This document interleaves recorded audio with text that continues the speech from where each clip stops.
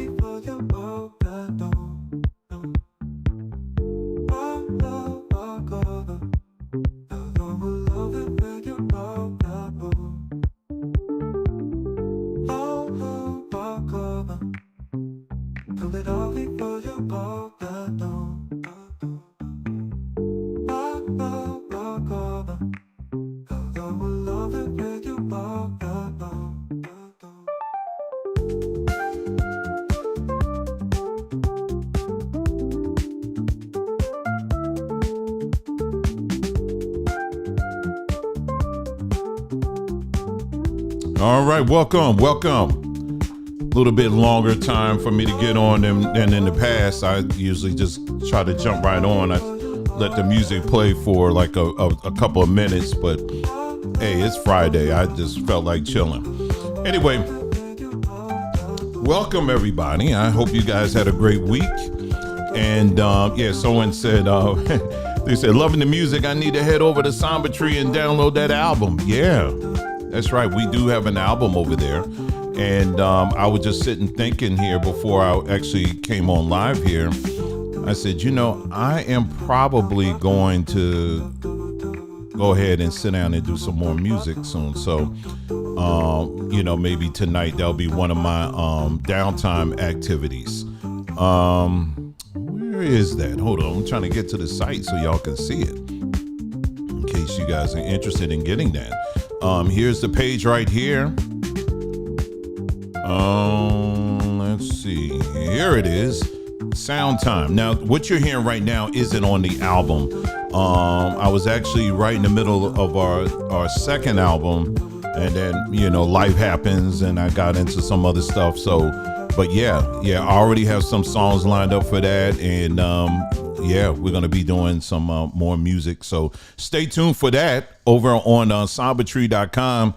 And as you can see, we got a whole lot of other things on sambatree.com. By the way, I did need to mention this to you. Let me see if I can. We just sent an email out to our dear customers there. Now, as you know, we just recently changed our pricing.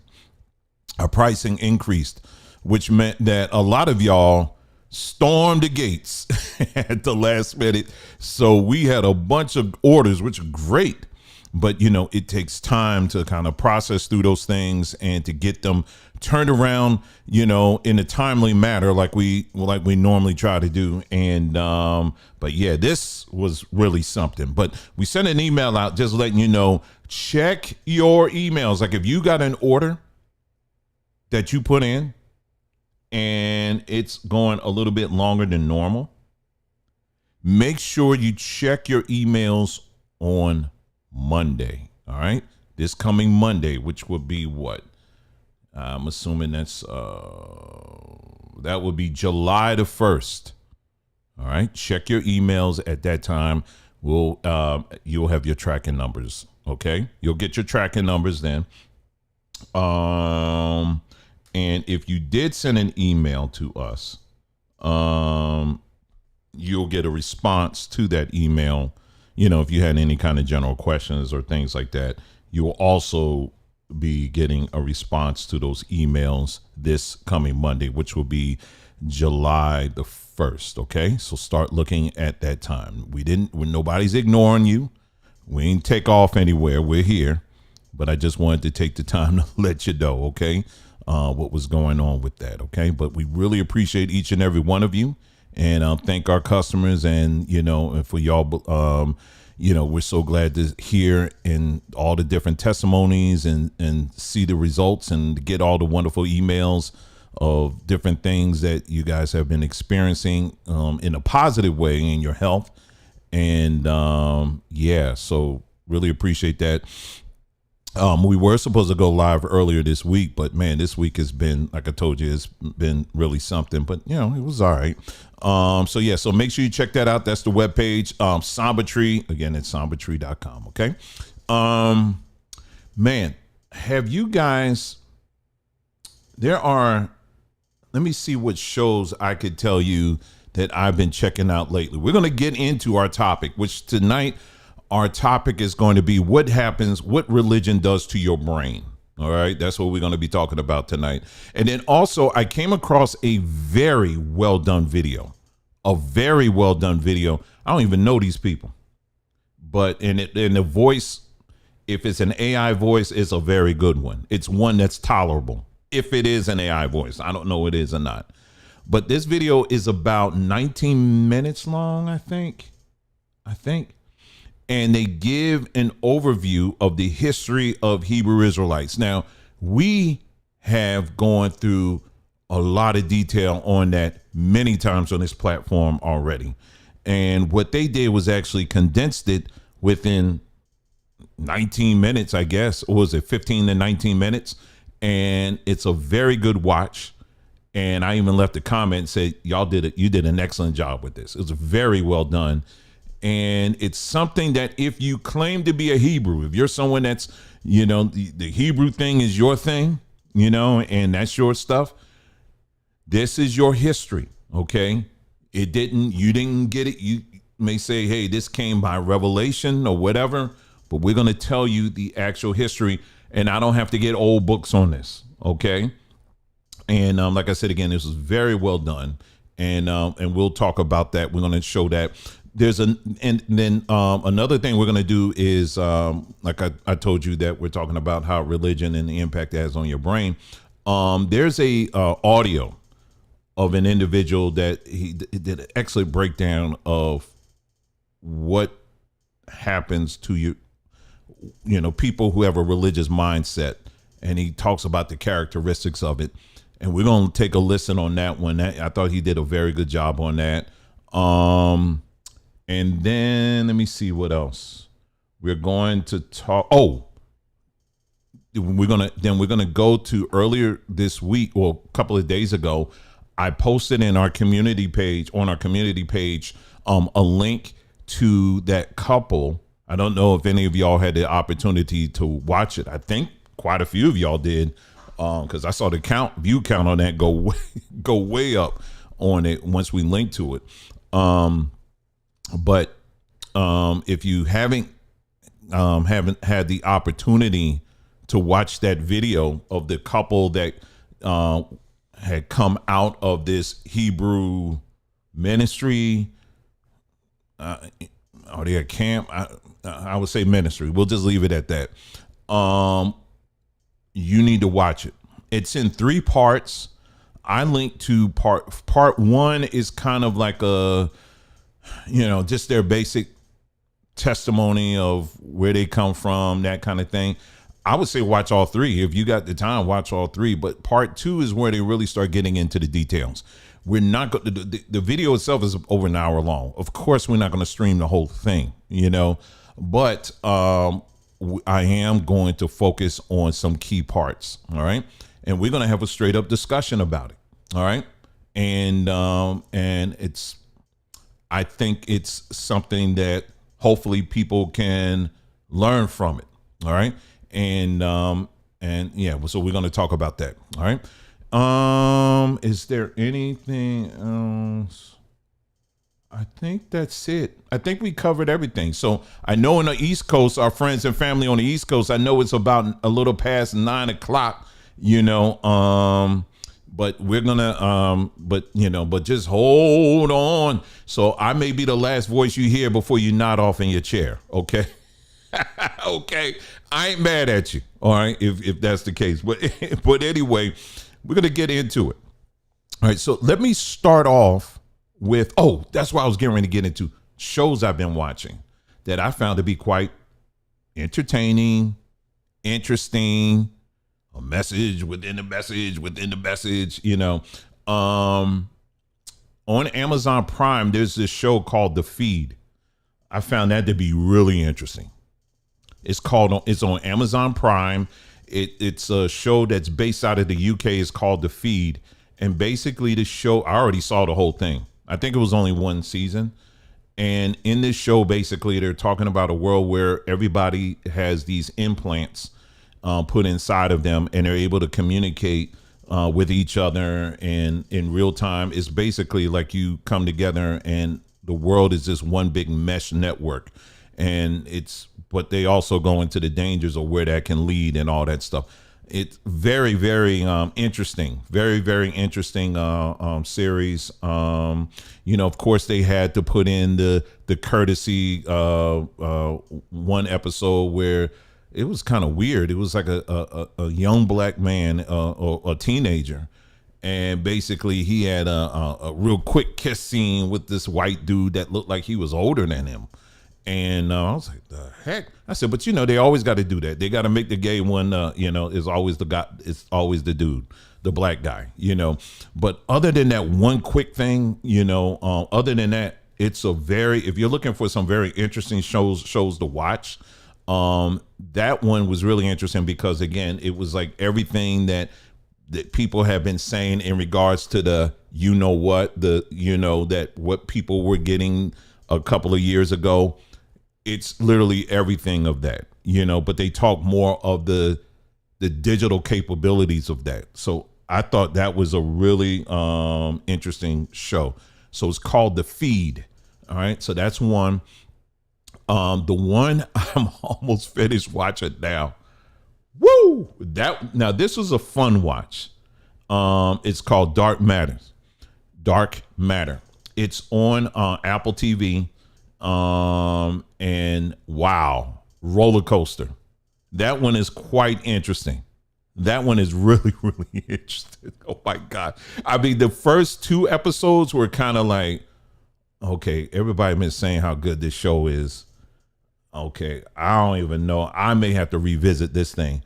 But I said, let me hold on to this. Let me hold on, because if all these people saying is good, then let me be patient. But then I got to the third episode on that thing. When I say that thing took off, I mean, I was like standing up on that one. So that's a fun watch. And it's, if you're into or interested into the possibility of multi-dimensional, universes or whatever, that one I think you'll really enjoy. I thought they did a fantastic job with that one. Yeah, they did a really good job with that, the writing and everything. So those are the two shows I would say that I've watched that are really something, to check out. The Boys, that's really rough. I have to watch that with some grown folks, my children, my adult children.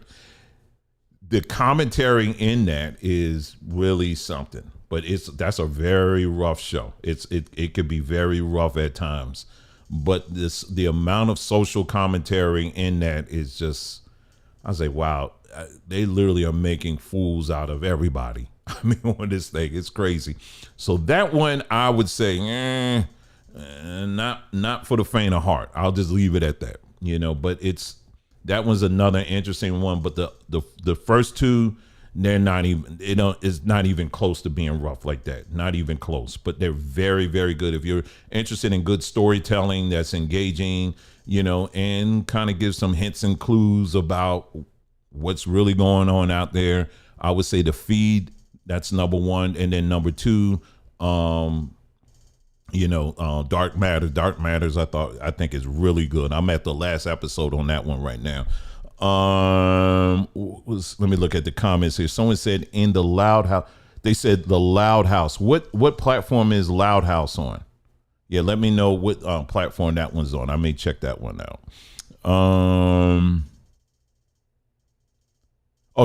Someone says a cartoon. Huh. Okay. All right. Yeah. So yeah, those are good. If you're interested in looking at some good shows, me personally, I thought they're pretty good. Was there another one I saw? The Man Who Fell to Earth. That came out like last year, I think. That's pretty good. If you haven't seen that one's pretty good. Yeah, there hasn't been too many shows. I'm not really a show watcher. You know what I mean? Like that.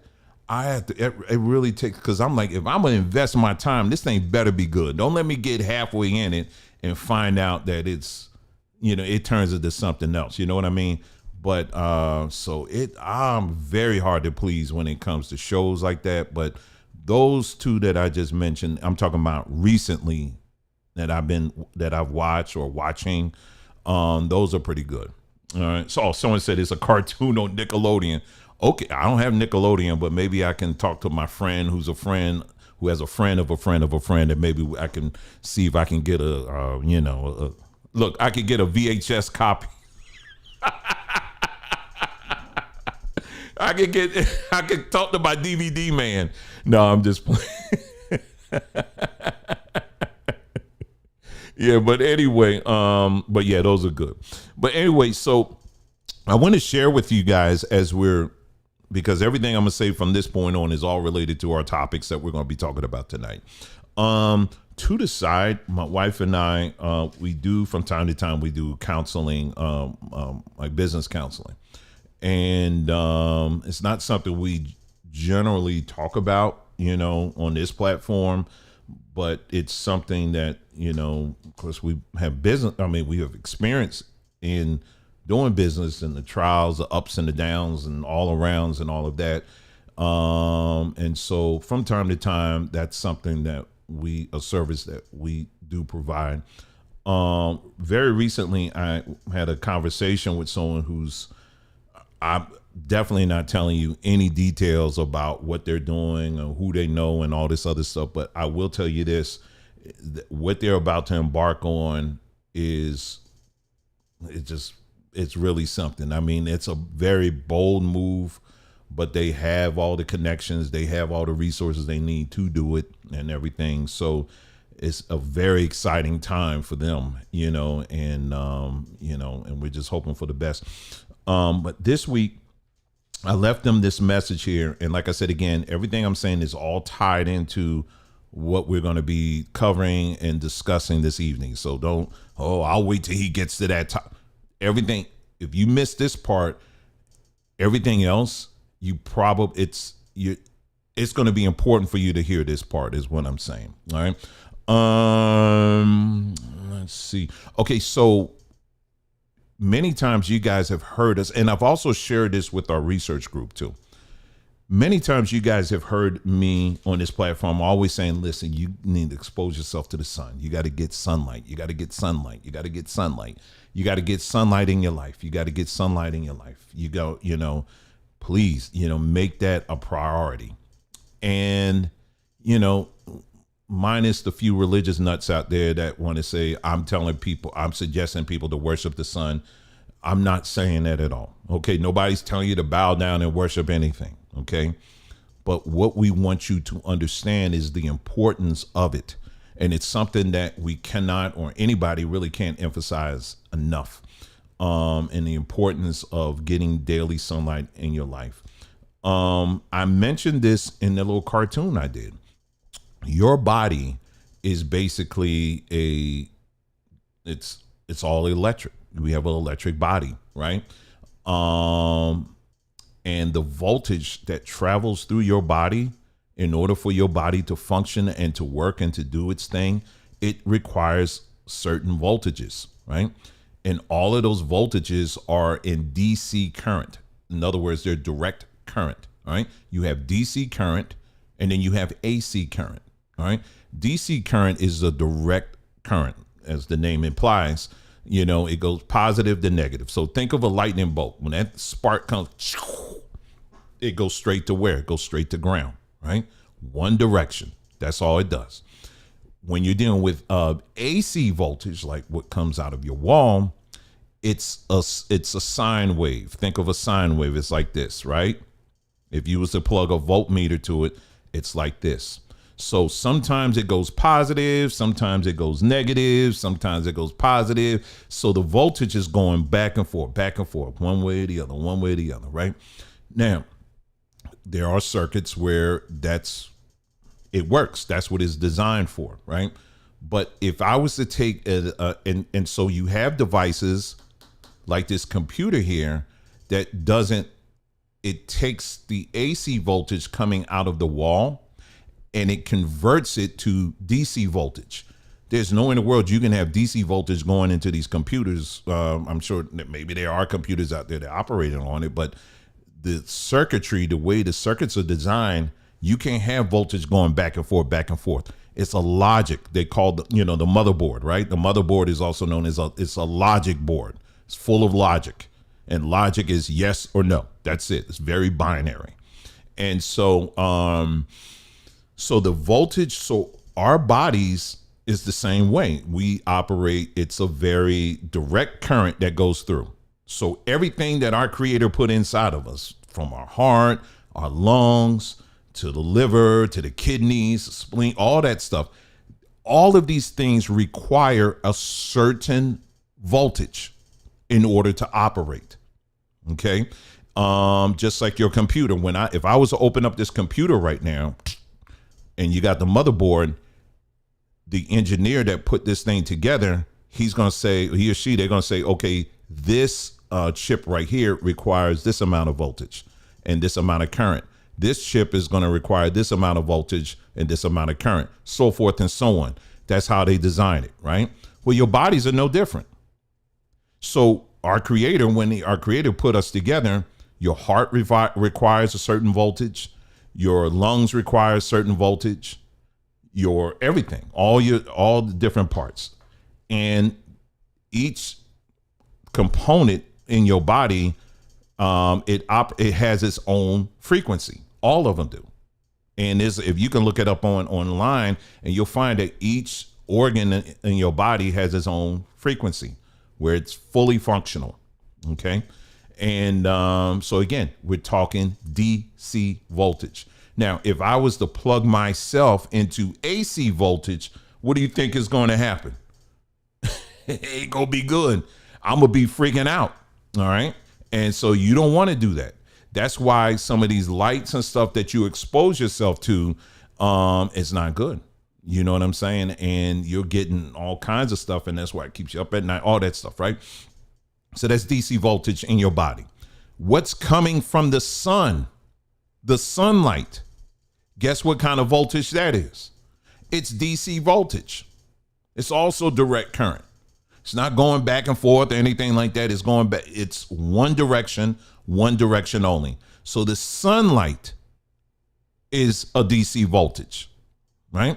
The earth itself has its own voltage. The surface of the earth, it has its own voltage. Well, guess what kind of voltage that is? That's DC voltage too. So wait a minute now. So we got the sun that's giving away DC voltage. We have our bodies that are operating on DC voltage. And then we have the earth that we stand on also operates on DC voltage.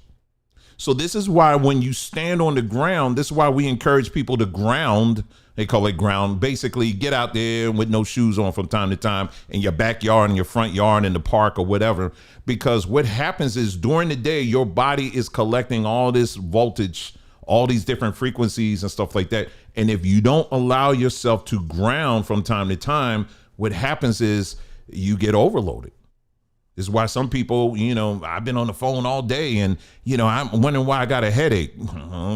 Because maybe you didn't ground right, and there's a lot of other things attached to grounding too. So anyway, so think of a Tesla car, think of an electric car, right? When Tesla designed that car, he designed it in a way to where, he's got all the components in it. But what's the most important thing that's needed for that car to operate? It has to be plugged into the source. It's got to be plugged into the charging station, right? So when it's plugged into the charging station, you got to fill that thing up so where it's operational and it can function the way it's designed. All right.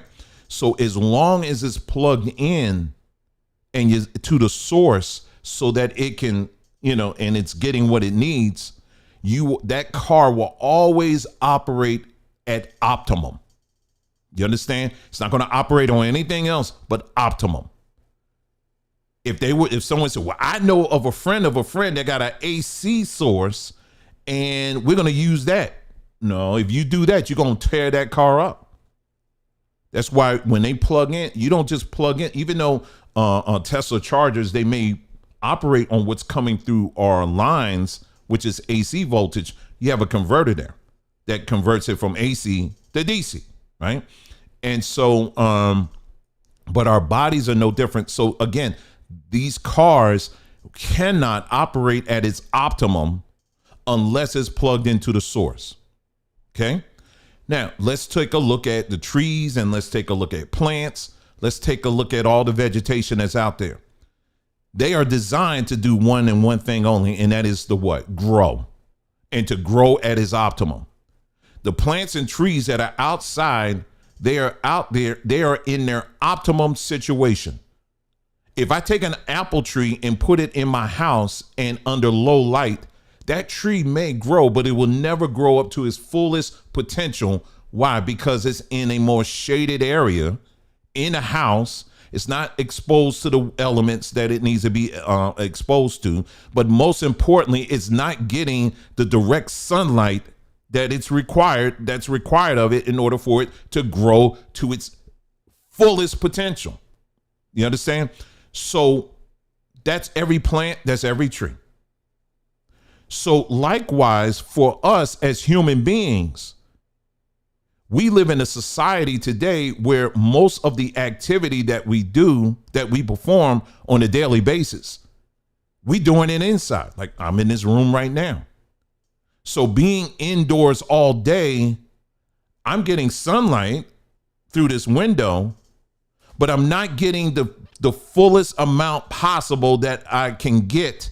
So therefore, that's why during the day, if I'm sitting here all day in front of this computer, you're going to find me nodding off a lot of times because I'm dozing off. Why? Because I'm not getting my energy. And so this is why for me, what I do is every day I start off my day laying out in the sun. I just have shorts on and that's it. For me, I do an hour a day. For everybody else, it varies based on what you can and can't do. That doesn't make me Superman and doesn't make me Dynamite either. You know what I'm saying? It's just, that's what I do. That's my own personal practice. Okay. So what happens when you are exposing yourself to the sun? And this is everything I'm telling you is what I shared to this individual here. When you expose yourself to the sun, a lot of things happen, but there's one thing in particular that happens that is an absolute must for each and every person that's listening to me right now. And that is the vast increase, the massive increase of new brain cells.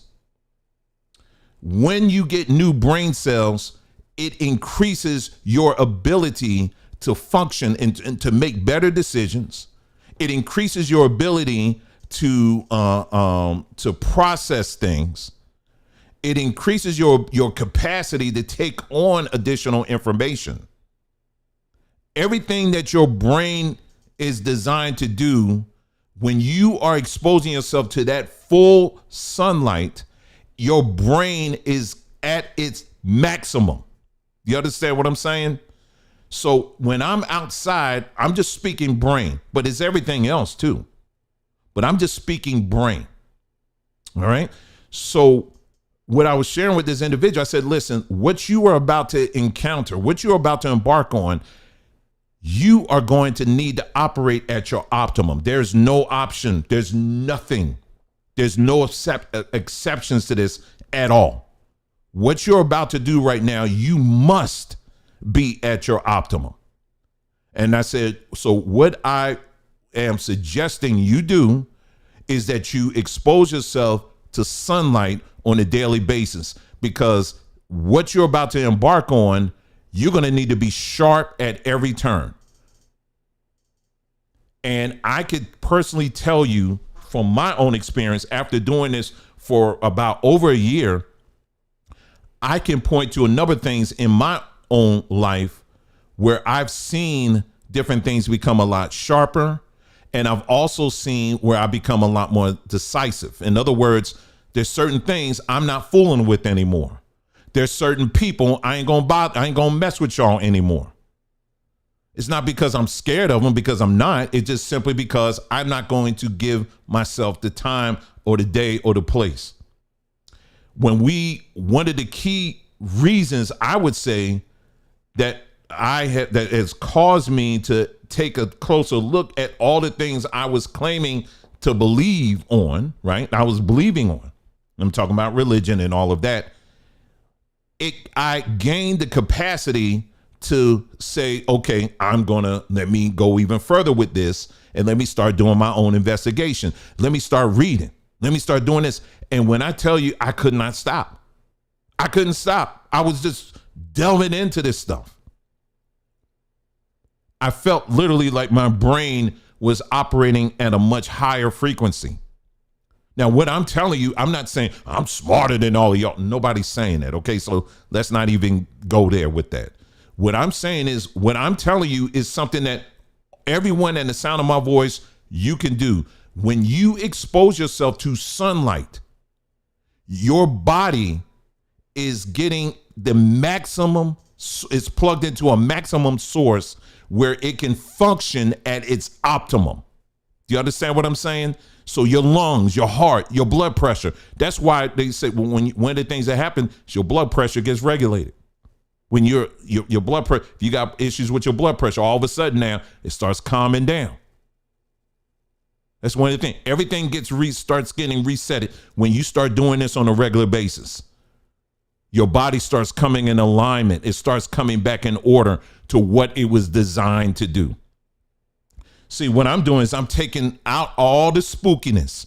So they ain't nobody can walk away from here talking about, I'm telling people you got to bow down and worship the sun. If that's all you getting out of this, then this class ain't for you. Okay. It's not for you at all. You need to go elsewhere, but that's not what we're saying at all. And it was just recently I was out there and I realized, I said, you know what? And this is bridging into what we're going to be talking about as far as religion is concerned. If you really want to get to first base, to understand what is my purpose, what am I supposed to do? The first thing you got to do, you can't ask that question if your behind is sitting in a house all day under low frequency. Many of you spend most of your time out inside the house in front of a computer on your phone, and you're operating at low frequency. What am I talking about? In other words, you're in a shaded place. You're not exposed to the optimum source. And so your body can only function but so much. Your brain can't operate at its highest capacity because you're in a shaded area. This is all scientific, y'all. I'm not trying to impress y'all and dazzle y'all with anything. You can look this stuff up. Everything I'm telling you, it's there. So you're operating. So the way our society works now, if you want to get something done, you need to be indoors. You got to be indoors. You do your computer work. You're going to do it indoors. See, Everything I'm saying right now, this is why I think if we're going to have libraries, the libraries actually need to be outside. They don't need to be indoors, because when you're reading outside, your brain is at a higher level where you can absorb the information that you're taking in and you're able to process that stuff. You understand what I'm saying? But when you're indoors, you can still read, you can still comprehend, right? But it's, but the truth is you're operating at a much lower frequency. And so at nighttime, your body naturally, and here's the other thing, that when you expose yourself to sunlight, what it does is it resets it adjusts your circadian rhythm. And what that means basically is your body knows when it's time to go to sleep. When it's time for you to go to bed, if you're someone that has issues with going to sleep at night, what I'm telling you to do, it will reset that. You will not have that problem anymore, I assure you. Because for me, at a certain time of night, it's like, I can't go anymore. I can't push anymore. It's time for me to go to bed.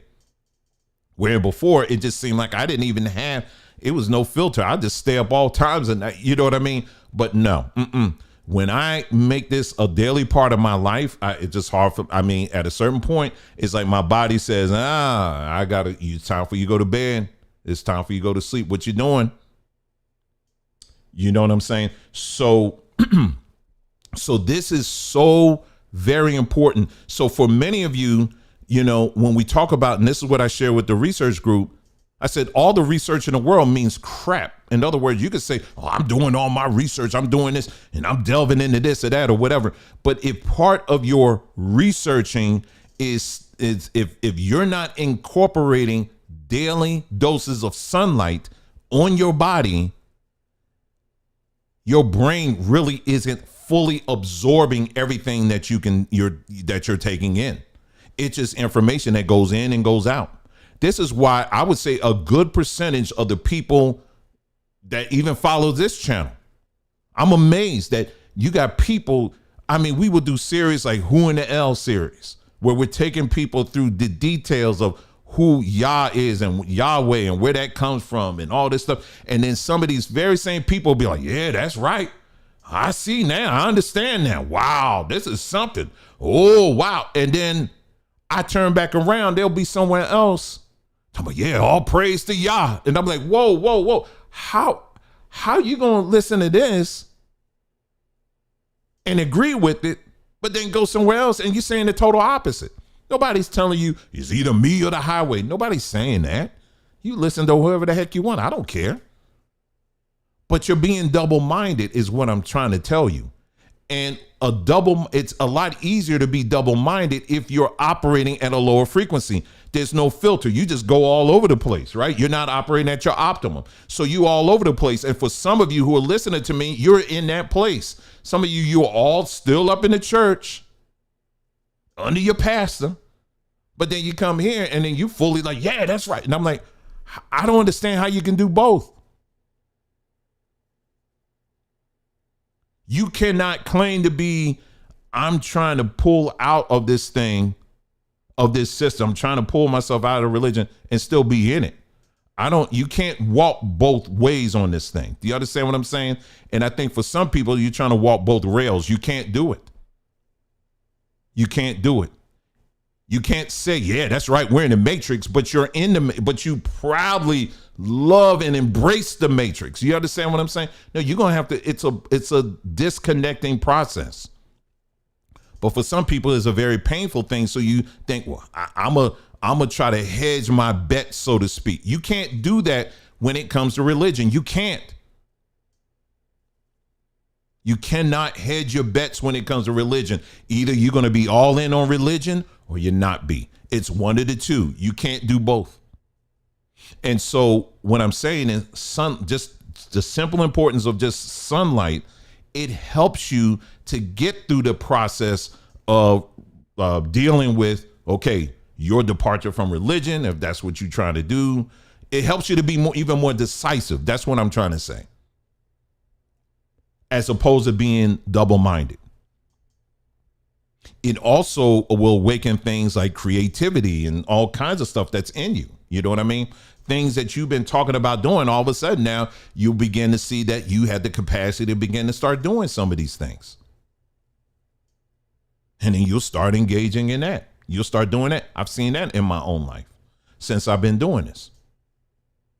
So this is why for me as an individual, I don't need anybody's book to define who I am, because whether or not if I was in Africa or they took me out of Africa through slavery, I still have a source that I can always plug into that will reset at least my body and bring it to where it needs to be so that I can think and process things and go about my own life and be the optimum that I can be. Now, what religion has done is said, no, see, there you go. You're going, see, you're talking about plugging into the sun. What I'm saying, you got to plug into the sun, the S-O-N, and that's Jesus. You got to see, here we go.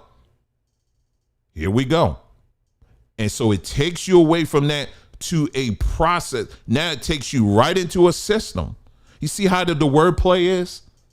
You see the wordplay? They want you to worship one thing, but then curse the other thing.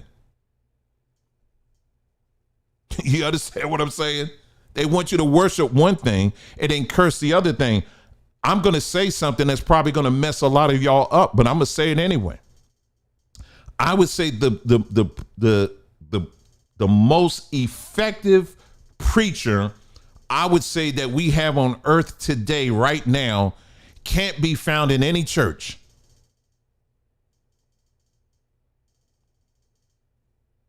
I'm going to say it again because for some people you're slow and that's okay, but I'm going to help you out. We're going to walk through this part together. I would say the most effective preacher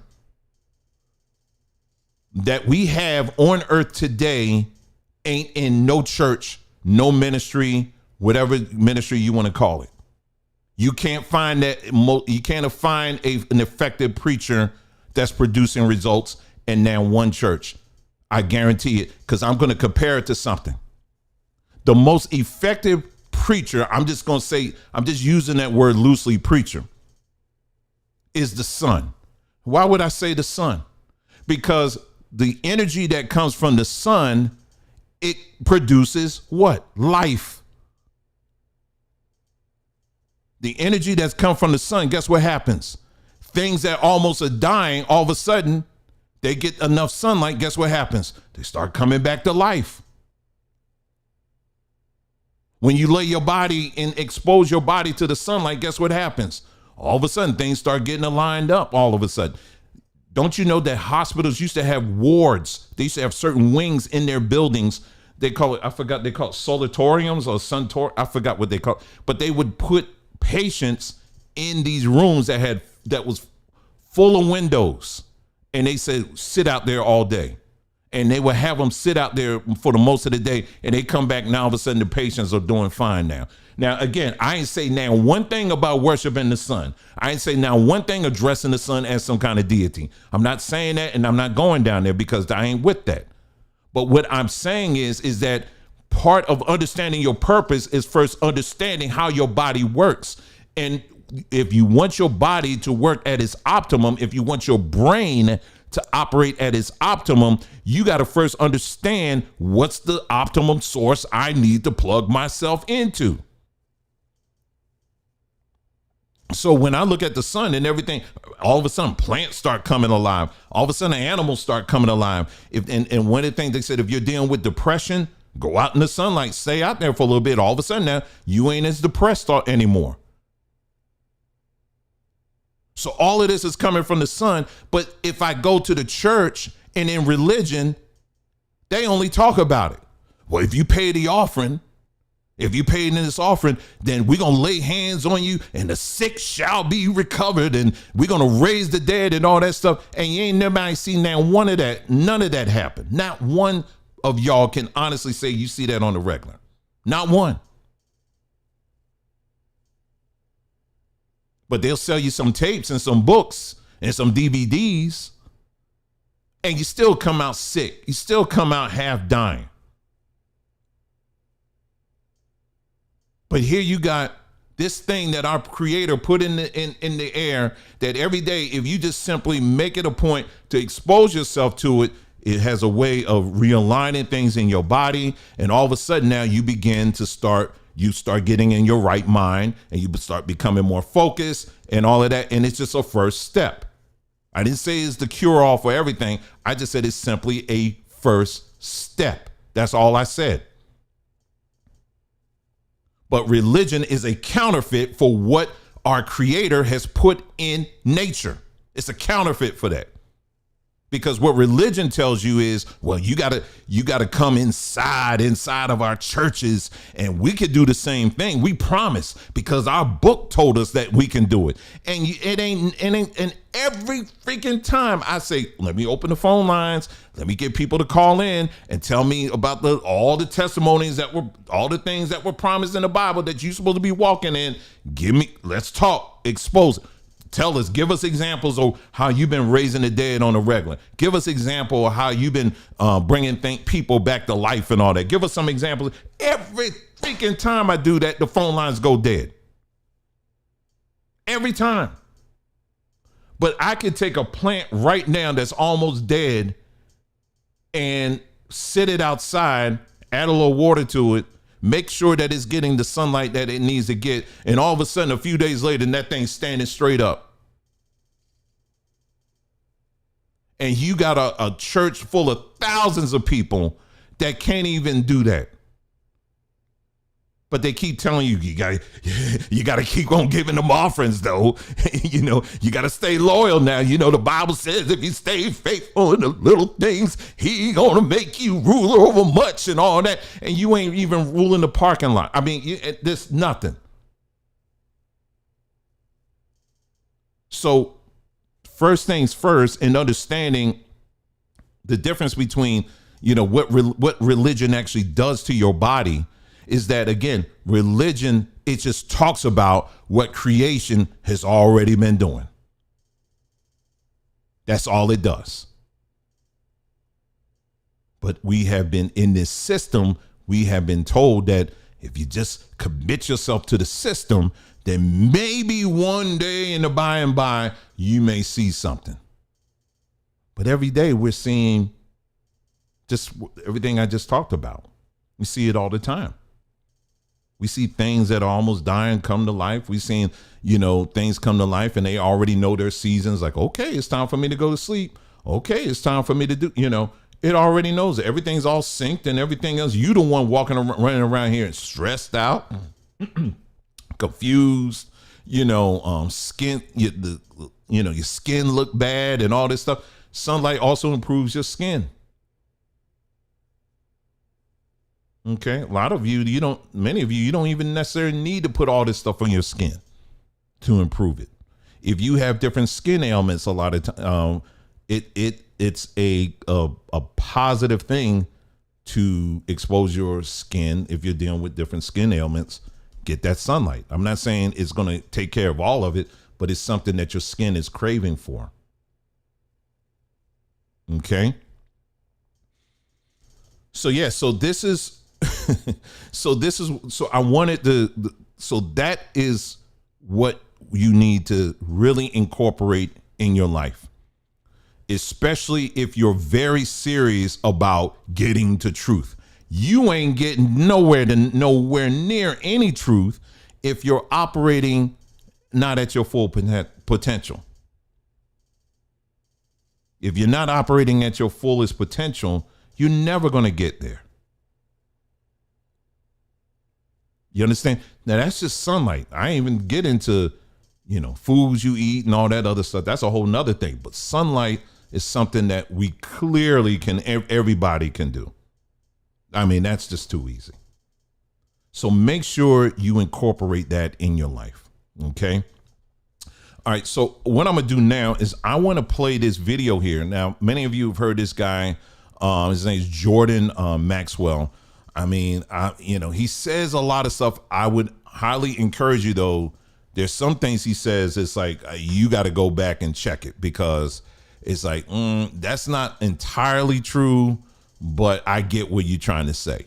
So, so Jordan Maxwell, he has some very interesting things that he has put out in the past. I think he's no longer on the earth now. I don't know where he is now, but he put this thing out, and there are a lot of things he does says I think is spot on. And this is a video that I came across. It's really an audio. So it's about 20 minutes long, y'all. I told y'all this is gonna be this broadcast is probably gonna be a little lengthy or whatever, but we'll break it up if we need to. But I want y'all to listen to this because I thought this was very, very good. So let me go ahead and play it. Let me make sure it's queued up, and then we'll just get to it, okay? So let me make sure it's queued up here first. There's a hidden history to world religions, Western civilization. Hold on, y'all. Okay, here we go. I got it. Okay, so let me just put this on. It's really nothing on the screen. It's just the thumbnail there. But this is on BitChute. All right. So if you want to get access to this, just go to BitChute, and you see the title of the video right there. It's called "Religion is a Business." I want you to take a listen to this. Okay. All right, let's go. Absolutely amazed how much Western civilization is unaware of the history of the three great religions of the world. When I first came across this idea that there's a hidden history to world religions, a hidden history that we're not aware of, and then the more I began to think about it, in order to be a clergyman in America, in order to be a minister in a church, you have to be degreed by Caesar. The government has to give you a degree, and you have to concede your will and your thoughts and your research to the government. And you have to get a government sponsored piece of paper that gives you a degree, and now you can talk about religion. And but what is the basis for your knowledge? Well, it's the knowledge you have gained by going to college and university and learning what to say and what not to say, and what the story is, and how to explain the story to the other people, because they don't know. And so you learn what to kiss and when, and what to follow, and what you're supposed to say, and then you take a test on it. And if you pass the test, then Caesar, and his benevolence and his great graciousness, Caesar, who plays God, he will give you a degree. And now you are lawfully allowed to talk about your particular religion because you have done your degree work. And so it has nothing to do with God. It has nothing to do with spirituality or the human spiritual connection to the universe. None of that. It's a degree you get from college. You get a degree from the university, and that allows you to talk about theology and religion, as long as you stay within the confines of what what the books say. And so I realized a long time ago that this is nothing more than a racket. Religion is nothing more than a racket. It's just a corporation. It's just business, but it's like show business actually. Religion is like show business.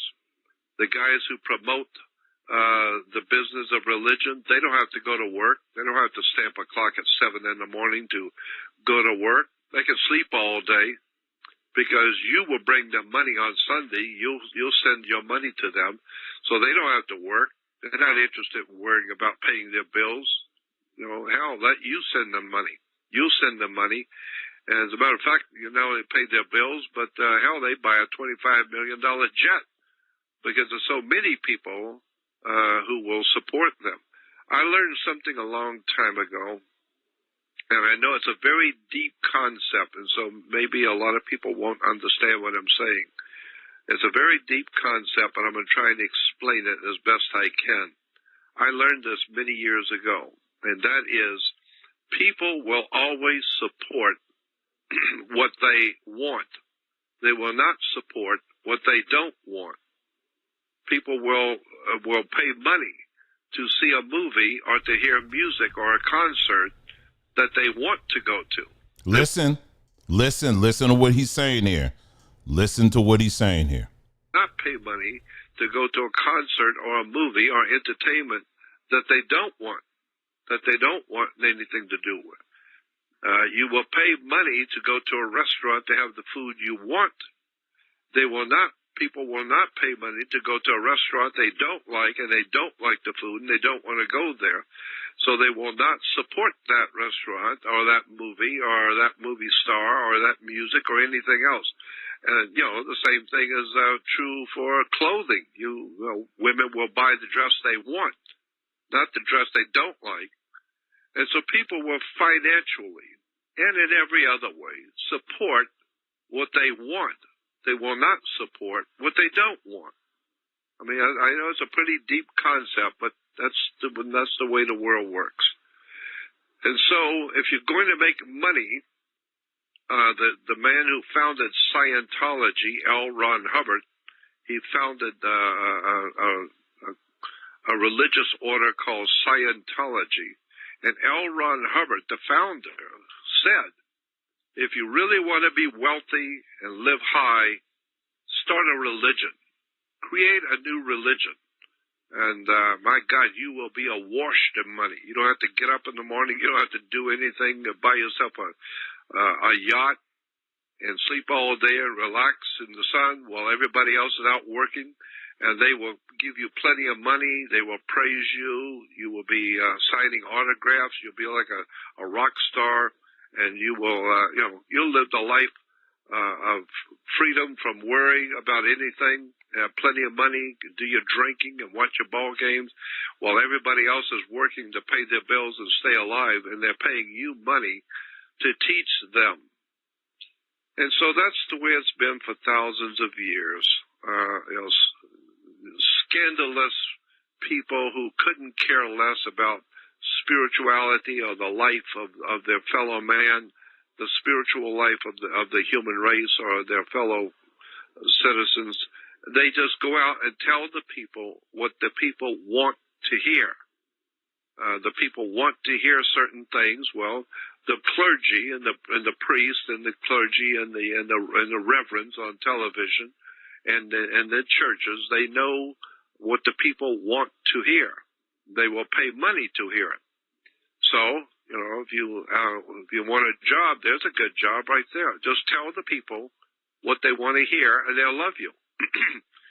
As a matter of fact, if you tell people what they already believe to be true, if you can tell people in a church what they already believe to be true to start with, if you can show them and explain to them that what they already believe to be true is true, and that they are absolutely correct in their beliefs, if you can do that, the people will love you because they already believe a certain belief. They're not interested in hearing anything else. And if you can show them and put their mind at ease that you are proven that what they believe to be true is absolutely true, they love you. They'll throw money at you, buy you cars. And you get enough people doing that, you can buy yourself a $25 million jet and fly around with your boyfriends and smoke your dope in the Caribbean. But that's the way life is. People want to hear what they want to hear. Oh, let me stop there.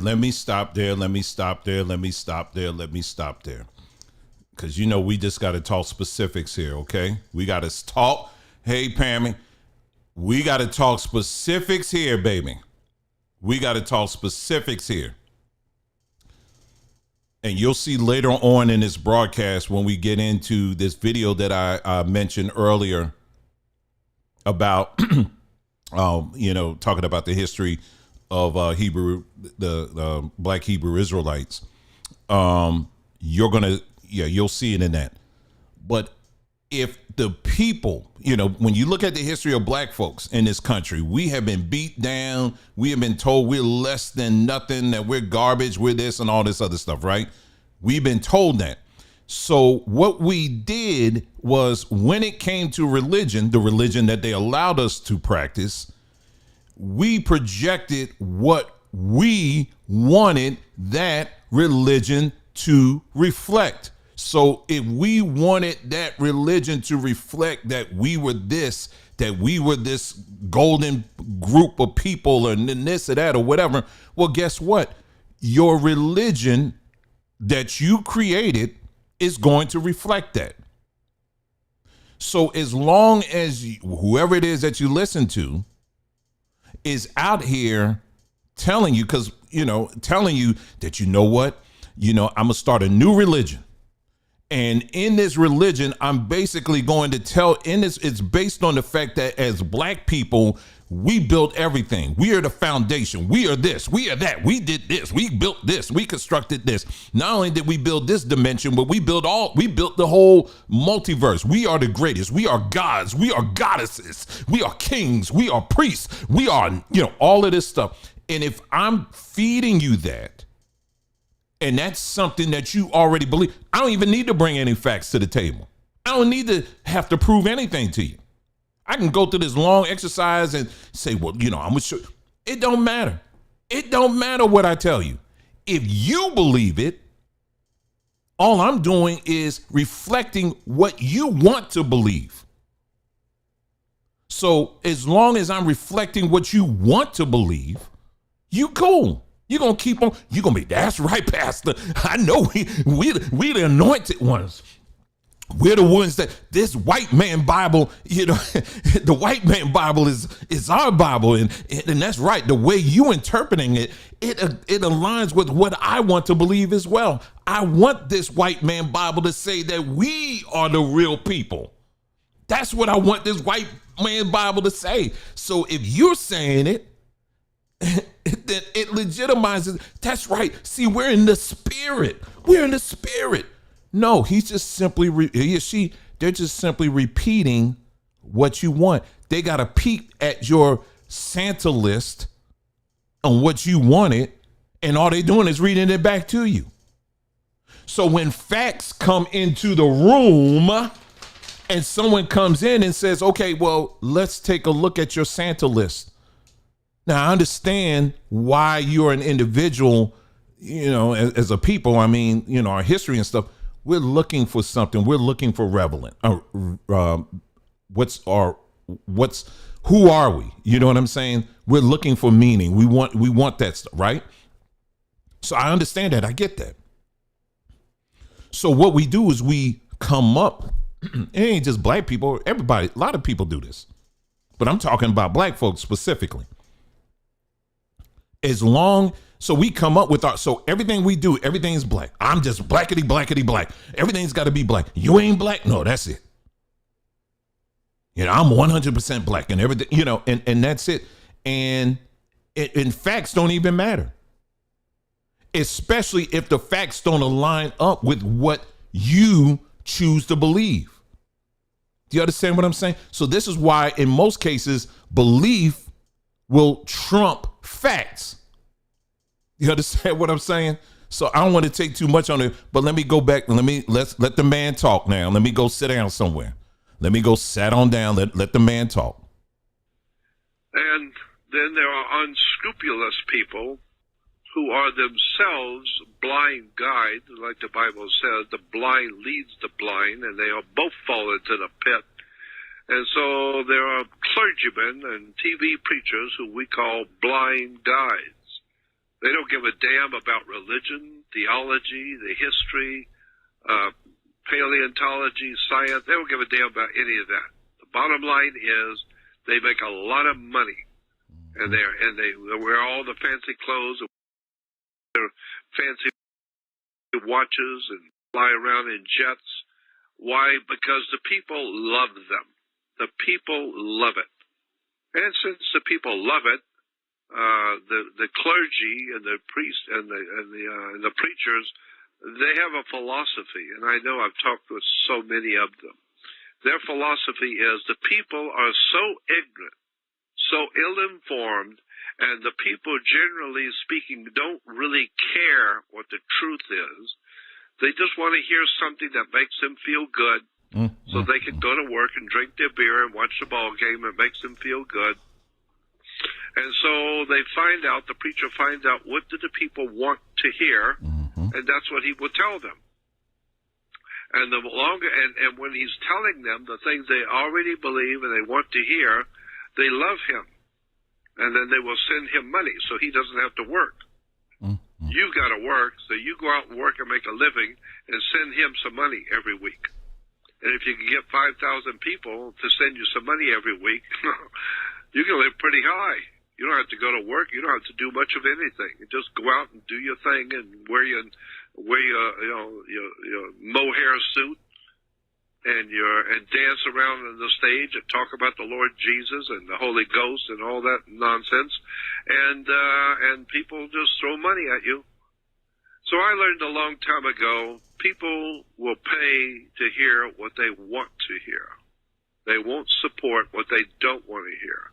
And if there's one thing that we have learned in all of history, that generally speaking, not everybody, but generally speaking, the one thing we have learned about history is that people do not want to hear the truth. They want to believe what they want to believe, the way it should be, not the way it actually is. And therefore, military people, politicians, educational institutes, all commerce, all kinds of institutions around the world realize that the people are, generally speaking, ignorant, ill-informed, unread, and are opinionated, and they have things they like and stuff they don't like, stuff they want to hear and stuff they don't want to hear. And so big corporations will sell you on something that they know you like, and they won't tell you what the dark stuff, the dark part of it that you don't want to hear. So that's what I've been trying to do for so many years, is just draw to the attention of people generally how much lies, deception, and spinning of stories to get your money, to get your allegiance, so that you will follow this particular church and you will follow this particular belief system, and never, ever, ever get around to asking yourself, one day asking yourself, where did this stuff really come from? Where did these ideas that I hold so dearly, where did they come from? It's just amazing to me that, like the Muslim community, the Islamic world, how many people in the Islamic world following Muhammad have ever asked themselves, what is the real, legitimate, provable, factual history of Islam? Where did it actually, in point of fact, come from? Who started it? And where did it actually come from? And then go out on a limb, something that no religious person does, Christian, Jew, or anybody else. Very few people have the guts to step out and say, I don't know about this stuff. I'm going to do some research on this and find out where all this nonsense has come from. Where did this religion of Islam really start? And where did this religion of what we call churchianity today, or Christianity, really come from? And especially, where does this stuff we call Judaism, where did it actually come from? Where did it start? And who were these people in the holy books? That's why Islam, Christianity, and Judaism are referred to as people of the book. Why? Because all three religions are based on a book. And so, the Old Testament, or the Torah, or the Talmud, and all the other books for the Jews, as well as the Bible and New Testament and all the holy books written by the different churches. So all three religions are the people of the book. They need a book to base their religion on. But it's frightening to anyone who has a modicum of brains to look at the world around them and realize how many people are believing and giving their life and giving their children's lives and giving their whole life to believing something which all you have to do is go to a reference book, an encyclopedia, and read where your organization came from, who started it, and get all the background on the religion that you believe in, and then you find out you've been lied to. The whole thing was a lie from day one. And now the problem is that if you are a believer in your particular religion, and somebody comes along to enlighten you and is explaining to you how you have been lied to and tricked, people don't want to hear that. They don't want to hear the truth. You can't handle the truth. Why? Because if you accept the fact that you didn't know, and you were foolish enough and ignorant enough and self-centered, egotistical enough that you wouldn't listen to anybody else, and you had the whole truth. And then one day when you find out that actually, in fact, you had no truth, there was no truth, now you are in trouble because you have promoted something which now you see you've lived your whole life for. You've been promoting it to your children and your grandchildren. You've been promoting it to your fellow man. You've been out there on the street and promoting a particular belief system that you know is the truth. And then you find out that it's not the truth. That means you have been stupid enough to fall for a lie. And therefore, like I said in times past, young children in school do not like being mocked and laughed at in class when they don't know something and they have to go to the blackboard and work out a problem, and they don't know it because they didn't study it, and all the other kids will laugh at you and mock you and laugh at you and call you names because you were stupid and you didn't, and they're laughing at you because you're so stupid. Children don't like that. They don't like to be, ostracized and laughed at and mocked by their fellow students. Nobody likes that, and adults don't like it either. So that's why today, when an adult hears something that he's been believing all his life and he finds out it's not true, or he's been told it's not true, and given the proof that it's not true, they don't want to hear it. So there are none so blind as those who choose not to hear. People don't want to know the truth. They're not interested to hear what the truth is. Why? It's because they believe their whole life a particular way, and they don't like the fact of you coming in and showing them that you are a fool.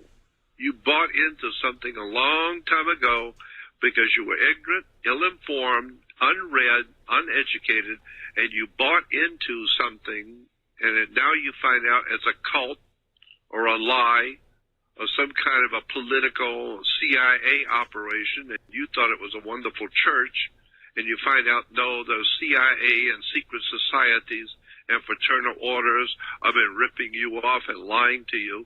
And you have believed it all your life, and now you have to defend it.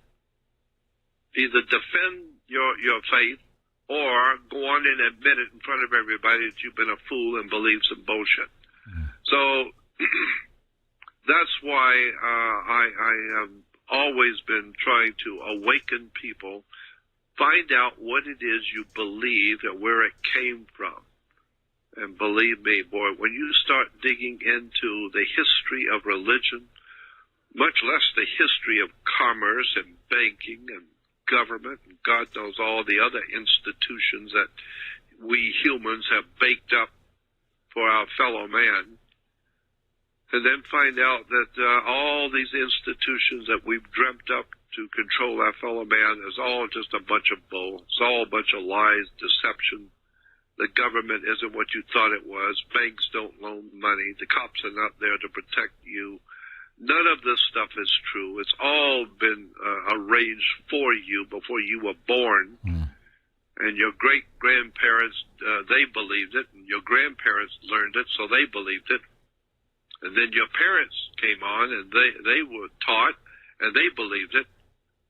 And then you have children, and you believe it. Now your children are buying into it.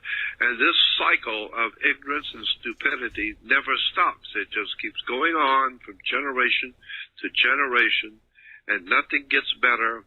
Nothing gets better. It only gets worse. I mean, where in this thing did he even lie? Where did he lie at all? And I think that final section of what he was saying is one of the most biggest hurdles, I think, for many people, particularly if you're older.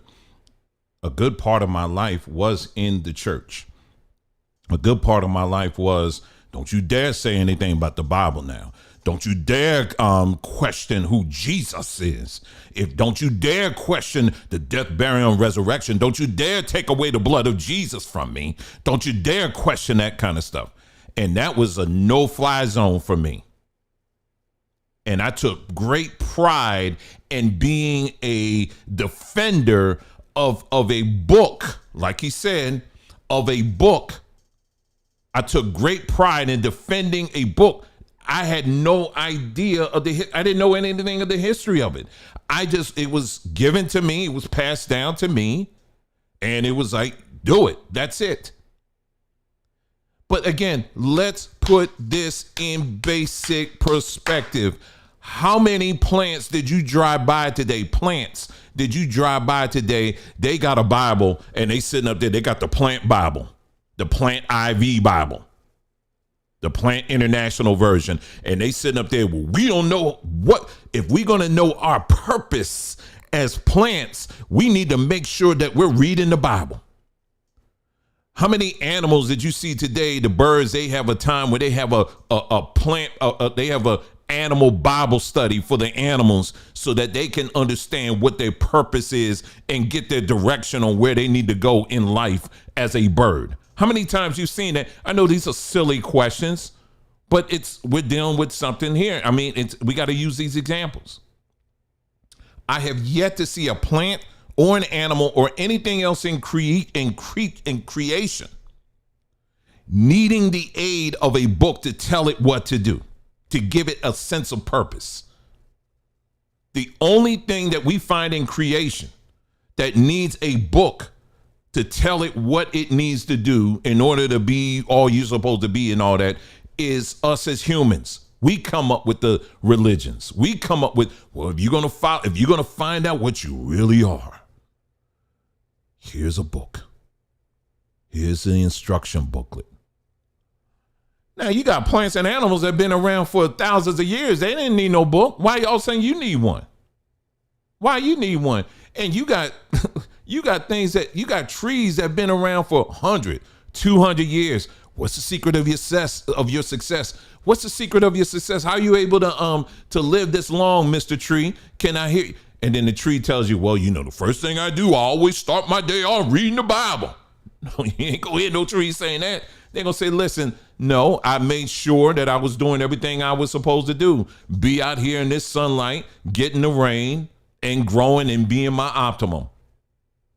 And communicating and staying in communication with my other tree folk that's around me and staying in harmony with the animals and stuff around me. Yup, that's how I get here. That's how that's the key to my success. I don't need no book. The level of brainwashing that it took to convince us that in order for us to understand who we are, you need a book above anything else. I'd rather have Jesus than silver or gold. Oh, oh. Broken Paul, but I'd rather have Jesus than silver and gold. You don't hear no birds singing that. They can't even hit that tune. They're like, I ain't trying to sing. You can sing that all you want. We up here every day, we make up new songs. And you singing that one. And that's exactly why that's why we flying up here and we looking down on you. You stay at that level. You know what I'm saying? So no, you don't need a book to tell you, to give you instruction on to define who you are. You understand what I'm saying? Books are important and they have their place. But there's no book that's been ever written that can fully define who you are and what you're supposed to do here on earth. Not one book, not one. Especially when they're coming out with a new version every other week. You know, it's this one dude down in I think is the preacher. I think it was both of them actually down in Texas. The one preacher that the white guy that stepped down, you know, because he had some underage stuff going on or whatever. And they said, well, he's got and I think I read somewhere that he came out with his own. No. I don't know if it was him. It was another preacher. I'm getting them mixed up with someone else. It was another preacher that he has his own version of his Bible that's out, right? Tony Evans, I think they have the Tony Evans Bible, if I'm not mistaken. So you got all these different versions of Bibles and stuff out here where people insert their opinions on things. And you're staking your entire existence and the purpose of your existence on a book when all of nature, every other part of nature doesn't need a book. It doesn't need a book. But yet we spend most of our time debating, arguing, talking about it, staking our life on it, and we'll defend anybody over it. And it's quite interesting if you have, here's the things that, again, that's why we slow walk things here, and it's okay, you know, because hopefully, you know, sometimes you got to do that. But here's what I want you to understand. Here you got the United States, which has by far committed some of the most demonic and the most evil and wicked things in history. But yet they have recently they are passing laws right now in some of these countries where they're saying, you know what? We're going to establish the 10 Commandments. Every classroom is going to have the 10 Commandments. I think in the state of Oklahoma, they're saying, you know what, we're going to, you can bring the Bible in. You know, now all of a sudden they're bringing the Bible back into the schools and all of that. And they're like, oh, it's coming back, baby. Oh, hallelujah. We're coming back now. We're coming back. If this empire is endorsing in a book, this book, right? This empire is endorsing this book. They're encouraging people to read it. If this empire uses this book to swear in all of their politicians, that should make you think a little bit. Who really controls it at the end of the day? Because clearly you don't. Clearly it tells you that it actually came from them. It didn't come from you. But belief, again, your belief system, your personal beliefs, you can imagine all kinds of things. One of the worst deceptions that a person can be in is a deception that's self-created. If you create a deception in your own mind, I'm telling you, it's one of the worst prisons to get out of. I will be the first to tell you again, like what he was saying, it's very difficult. It's very hard, you know, to be that person where all of a sudden you realize, oh my goodness, I have been deceived and I've been repeating deception. Oh my goodness, I didn't realize that. You know how embarrassing that is? You know how much it takes to step back and say, you know what? You know how many hundreds of videos I've had to take down because I said, no, I don't believe that anymore. And I'm not leaving it up at all. Well, Dwayne, don't you know if you leave it up, you know, you're getting, you're monetized, you know, you can still get a little money off of that, man. Leave them, you got hundreds of videos. You ain't getting no money off of that, man. Leave that thing. No, take it down. No, that ain't me. Take it down. No. There's some videos I've left up because there may be some information that's relevant, period. I mean, regardless, but I say when I tell you hundreds, let me see what I got on. How many videos they saying I got on here now? Let me see. Just really, really quick, and then we'll jump to the next thing here. Hold on. Just to give you, and this is going to be a rough estimate I'm going to give you. Like, what's the total that I have? Because let me see my channel. Okay. They're saying I have 434 videos. I can tell you right now, it's more than double that of videos that I've had that I've taken down because I said, no, I'm not promoting that anymore.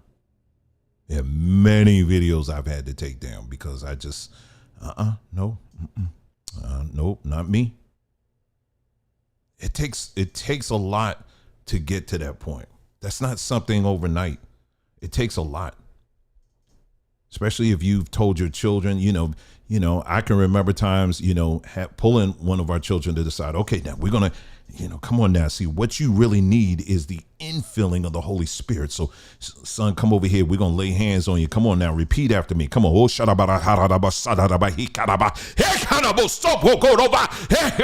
come on. And he looking at both of us and like, okay, I'm trying, but ain't nothing coming to me. And meanwhile, we sit up there, and we just sweating. Oh, receive it now. What religion will tell you is, and then the next thing, when they just sitting up there, your children, you don't lay your hands on them. You speaking the word, you speaking in that unknown tongue on them, and they just sitting up there looking at you. Religion will tell you, see what it is. And all of a sudden, in the midst of that, this is how it plays out. See, I'll tell you, I'm going to keep it real with you. You be like this, right? They sitting up there just looking at you the whole time, right? They ain't saying nothing. They just sitting up there looking at you, and you sitting up there, and right now, Father, right now, in the name of Jesus, I rebuke the blockage spirit of Satan that's hindering my child from receiving this word right now. I rebuke every blockage. Bring down the blockages right now so that he can receive. And we think in our minds, we tell ourselves that by praying like that, all of a sudden now they're going to start going, leave him alone. He's mine, and we thinking all that. But the whole time they sitting up there looking at you like, okay, I'm just, Mom, Dad, you okay? You all right? I just want to know when dinner gonna be ready. You know what I'm saying? And if you got pets, oh my goodness, you be up there, and the cat will take off, be like, oh snap, there's too much noise up in here. I can't take it. Dog be in the background, and you think he under there speaking. Look, he got the spirit too. And translate what the dog's saying. The dog's saying, "Get me out of here from these niggas." That's what the dog's saying. That's what they really saying. But I tell you, one of the worst forms of deception to get out of is deceptions that we create in our own minds. It is. So what we're going to do now is I'm trying to figure out which story we're going to do next. Because now we're getting to the Hebrew portion of what we're going to be talking about this evening. So I'm trying to figure out, if you give me a moment, let me put on some music here and let me think about this and figure out which one I want to do. Okay. So let me go ahead and do that. It'll just be like a few moments here, and then I'll figure out how we're going to take this plane on in. Okay. All right, let's go.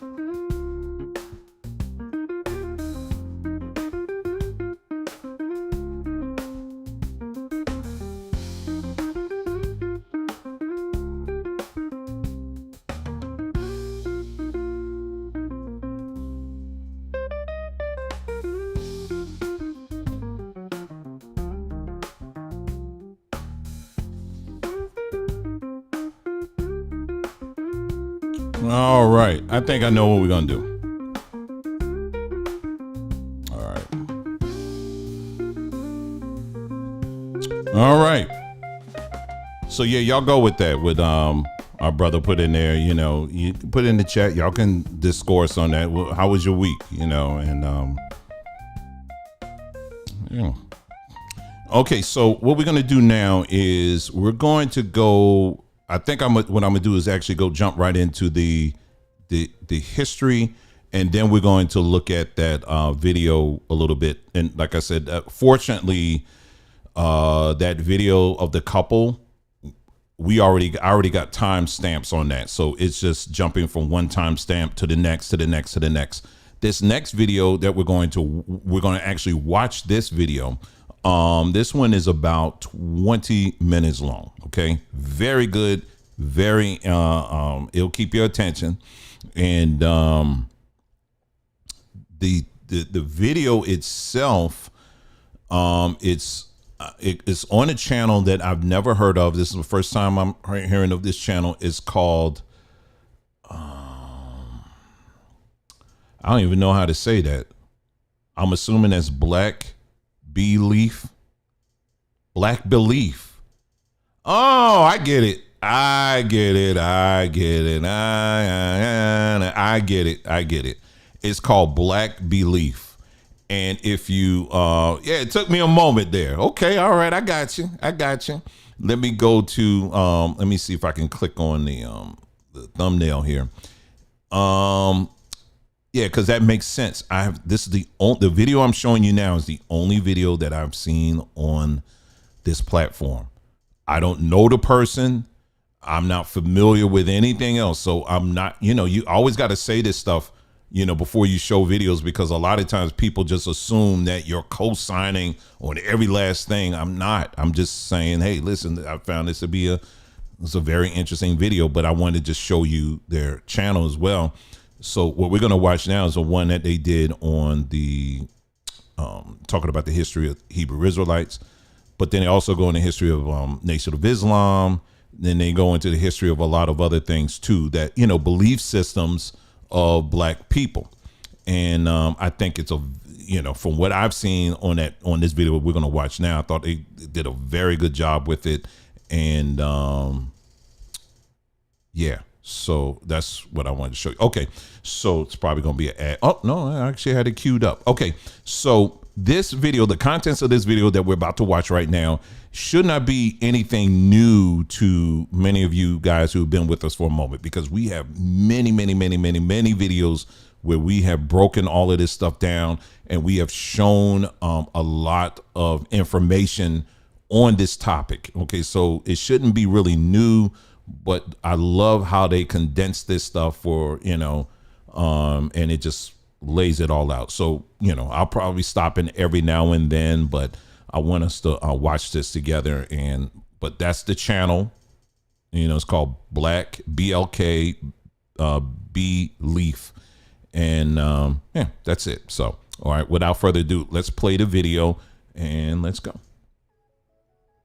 Ethiopian Jews, also known as Beta Israel or House of Israel, claim that they descend from a romantic union between the biblical figures King Solomon and the Queen of Sheba. Legend holds that the two conceived a son named Menelik I, who would later become the first ruler of the Kingdom of Ethiopia. Historians and anthropologists, however, have disagreed over the group's origins. Some believe that the group developed as a result of immigration by a small group of Jews from Yemen who converted members of the indigenous Agu people. Others believe the group adopted increasingly Jewish traditions before and after the adoption of Christianity in Ethiopia during the 4th century. The group practices a non-Talmudic form of Judaism, which observes the Sabbath, practices circumcision, maintains many Jewish dietary restrictions, and celebrates several Jewish festivals. Today, rabbinical scholars have decreed that Beta Israel are halakhically Jewish.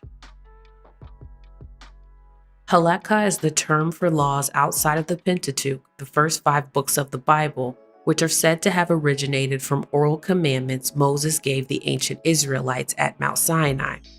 Traditionally, according to these laws, a person is Jewish if they are born to a Jewish mother or if they have undergone a halakhic conversion. There are disagreements amongst the three mainstream Jewish movements, the Orthodox, the Conservative, and the Reform, about these standards. Reform Judaism in particular recognizes children born of a Jewish father and a non-Jewish mother as Jewish if they have participated in Jewish cultural traditions throughout their lives. Rabbi Wentworth Arthur Matthew was the founder of the Commandment Keepers Church of the Living God, the Pillar and Ground of Truth, one of the earliest Black Israelite groups in the United States. He often claimed that he was born in 1892 in Lagos, Nigeria, to a West Indian mother and an Ethiopian Jewish father, placing himself at the center of the debates about identity in Judaism. Social Security records in 1918, 1920, and 1969 show that, contrary to his claims, Matthew was actually born in St. Kitts, British West Indies, to two West Indian parents. Matthew's parents, Francis Cornelius and Joseph Matthew, have no known connection to Beta Israel. However, Rabbi Matthew would establish one of the longest lasting and influential synagogues in Harlem, New York. Questions about the boundaries of ethno-religious identity were central to Rabbi Matthew's life and ministry. Now, I want to stop this for just a moment here. I told y'all every now and then I may stop a little bit, but I want you to understand this. And this is just historically 100% actual, factual, period. Okay. Prior to this, what she's saying here, there were other smaller groups that claimed to be Hebrew Israelites, but they were very small and they started more in the Midwest area.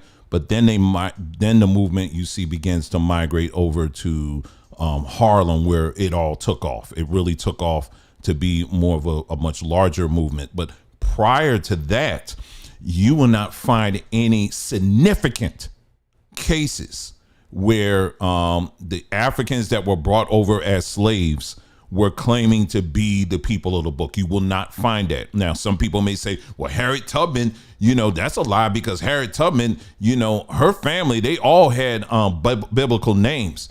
That's right. You're absolutely right. That was their way of paying homage to what they were being taught in the Bible. So when you hear like a lot of the slave songs, when they go down Moses and, all those slave songs, a lot of those songs was basically paying tribute to what they were getting out of the Bible. Again, the Bible was something that was given to them and it was allotted in this land. It wasn't something that we came over with, but you will find, for the most part, the Africans that were brought over here, they were more into their own belief systems that they brought over with them. You know what I mean? One of those belief systems, of course, you get is the voodoo. That's one of them. That's not the only one, but that's one that I think a lot of people recognize. But there's all kinds of other religions that they, just minor stuff, but they nonetheless, how they perceive who God was, in Nyame, in Zombie and all of that. There's ample evidence that shows that they still, to some degree, held on to those belief systems. And we talked about, for example, the church down in Savannah, Georgia, where they still to this day pay homage to in Zombie. How did they do that? With the Congo Cosmogram. You remember we were bringing this up a while back and how people were saying, you're telling people to worship the God in Zombie. I wasn't saying that. I was just simply saying, this is what our people, this is what they actually believed in. All right. This is what they brought over. These are facts. This not, so you can't put your, imprint your belief system onto the facts because it won't stand. But prior to this, I'm just making it very clear to what you're seeing here with Wentworth and all of them. There was no real significant movement where most black folks were claiming to be the Hebrew Israelites. We would align our plight to what they were doing, but it wasn't something where we said we're actually the people in the book. You won't see that until, Wentworth and all them start coming along. Okay. So again, everything I said, we've gone through that in much, much detail. So let me go ahead and continue to play this. If you are assigned an identity by society that you reject, are you allowed to create a new one? And more importantly, who gets to decide which identities are valid and which identities are not? Like many other West Indian youths, Wentworth Matthew was raised in the church. His family began worshiping in the Methodist Church before later embracing Pentecostalism. During Christmas time, they watched stage plays which reenacted popular biblical stories. Productions entitled Children of Israel and David and Goliath cast members of the majority Black population to play the roles of key biblical figures.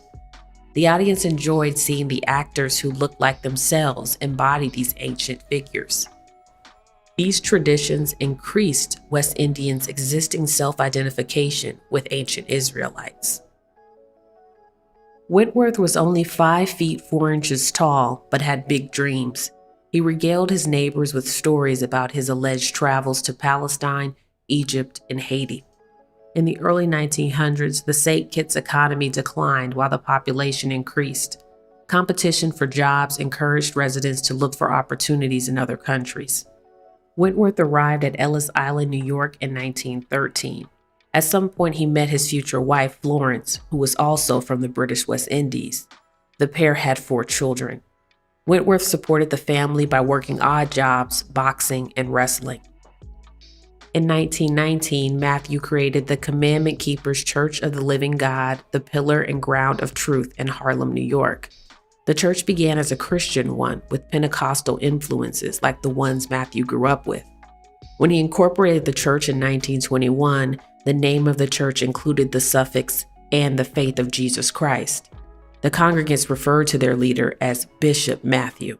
A visitor in 1929 observed women playing cymbals, triangles, saxophones, and the piano, while Matthew played guitar and the tambourine. Songs like "The Cloud and the Fire" referenced the 40 years that the ancient Israelites wandered in the desert. During this period, another organization had gathered thousands of members. The Universal Negro Improvement Association, or UNIA, founded by Jamaican native Marcus Garvey, was the most influential Black organization of the early 20th century. The organization introduced many Black Americans to a religious movement called Ethiopianism for the first time. In Psalm 16... Oh, wait a minute. Oh, wait a minute. 2 things I want to point out. Number one, like I said, just in the first interruption, for the most part, generally speaking, you will not find any significant, there's a couple of cases here and there where you find like a person that may have been, had some Hebrew or whatever, but it's not a widespread thing at all. It's nothing significant. You won't find that. But for the most part, Black folks that were here in this land weren't really saying that we are the people of the book. They weren't saying that. But where did this influence come from? Where would these influences come from telling you and encouraging you that, yes, you are Black people. You are the people of the book. It was coming from people from the Caribbean. And it was also coming from people from Ethiopia, which she's about to get into now. I told y'all a while back, because that's now re-emerging right now, where people are now starting to turn their eyes to Ethiopia again, as if it's some new discovery. This is a tree will never abandon its root. So when you are a part of something, you're part of a religion, you're part of a cult or whatever, there are no new ideas. You're always going to manifest what the roots have already established. You understand what I'm saying? You're just manifesting it again. And so this whole thing where everybody, you got certain people now that are promoting this whole Ethiopia thing.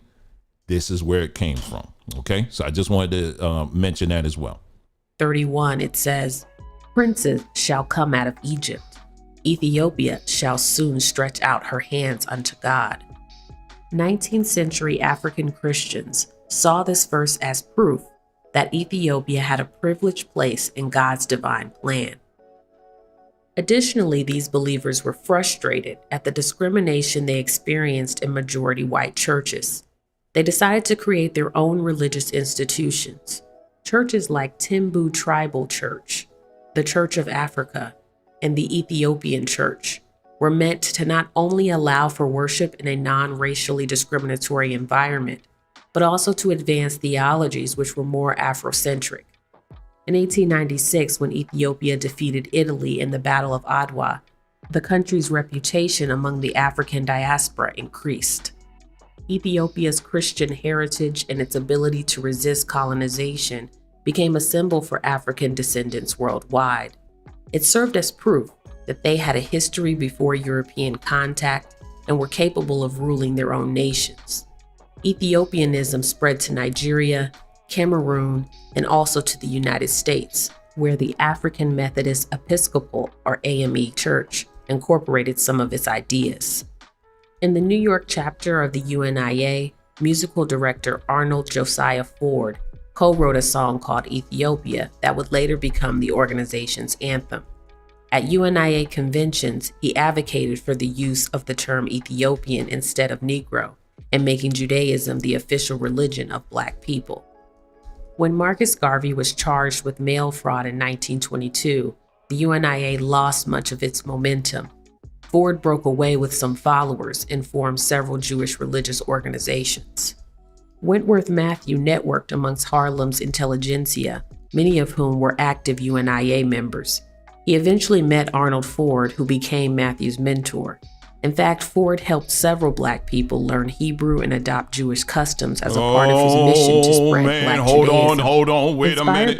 Wait a minute. We got to go back again. I'm sorry. I was typing something and I didn't even see it and it came up twice. So my bad. Thank you, brother. Appreciate it. Sister. Thank y'all. Thank you. Let's go back here. This is showing you this whole thing that, you got folks out here, we got to learn Hebrew and all this other stuff. If this was truly your language, you don't have to, that would be part, you would get it. It would automatically be, you would just get it. You understand what I'm saying? You would get it. So they had to go, someone may say, well, there's people who may not been born in Mexico or in a Spanish speaking language, but their parents are from those areas. It doesn't mean that they're not Mexican. Well, that's true. But again, these people who were not born in Mexico, let's say, they have immediate family members that they can point to where they can learn the language. Black folks, on the other hand, we didn't. Guess where these Black folks were going to learn this language? They were going to the Jews that were living in Harlem to learn the language. So the root of every last one of these Hebrew teachers that are out here that are teaching you Hebrew, guess where who was teaching those early lessons? It was the Jews going back to this time here. You'll hear more about it. It's important to know the history. Jewish religious organizations. Wentworth Matthew networked amongst Harlem's intelligentsia, many of whom were active UNIA members. He eventually met Arnold Ford, who became Matthew's mentor. In fact, Ford helped several Black people learn Hebrew and adopt Jewish customs as a part of his mission to spread Black Judaism. Inspired by Ford, Matthew began to transition his congregation's theology. In 1923, he celebrated his first Passover.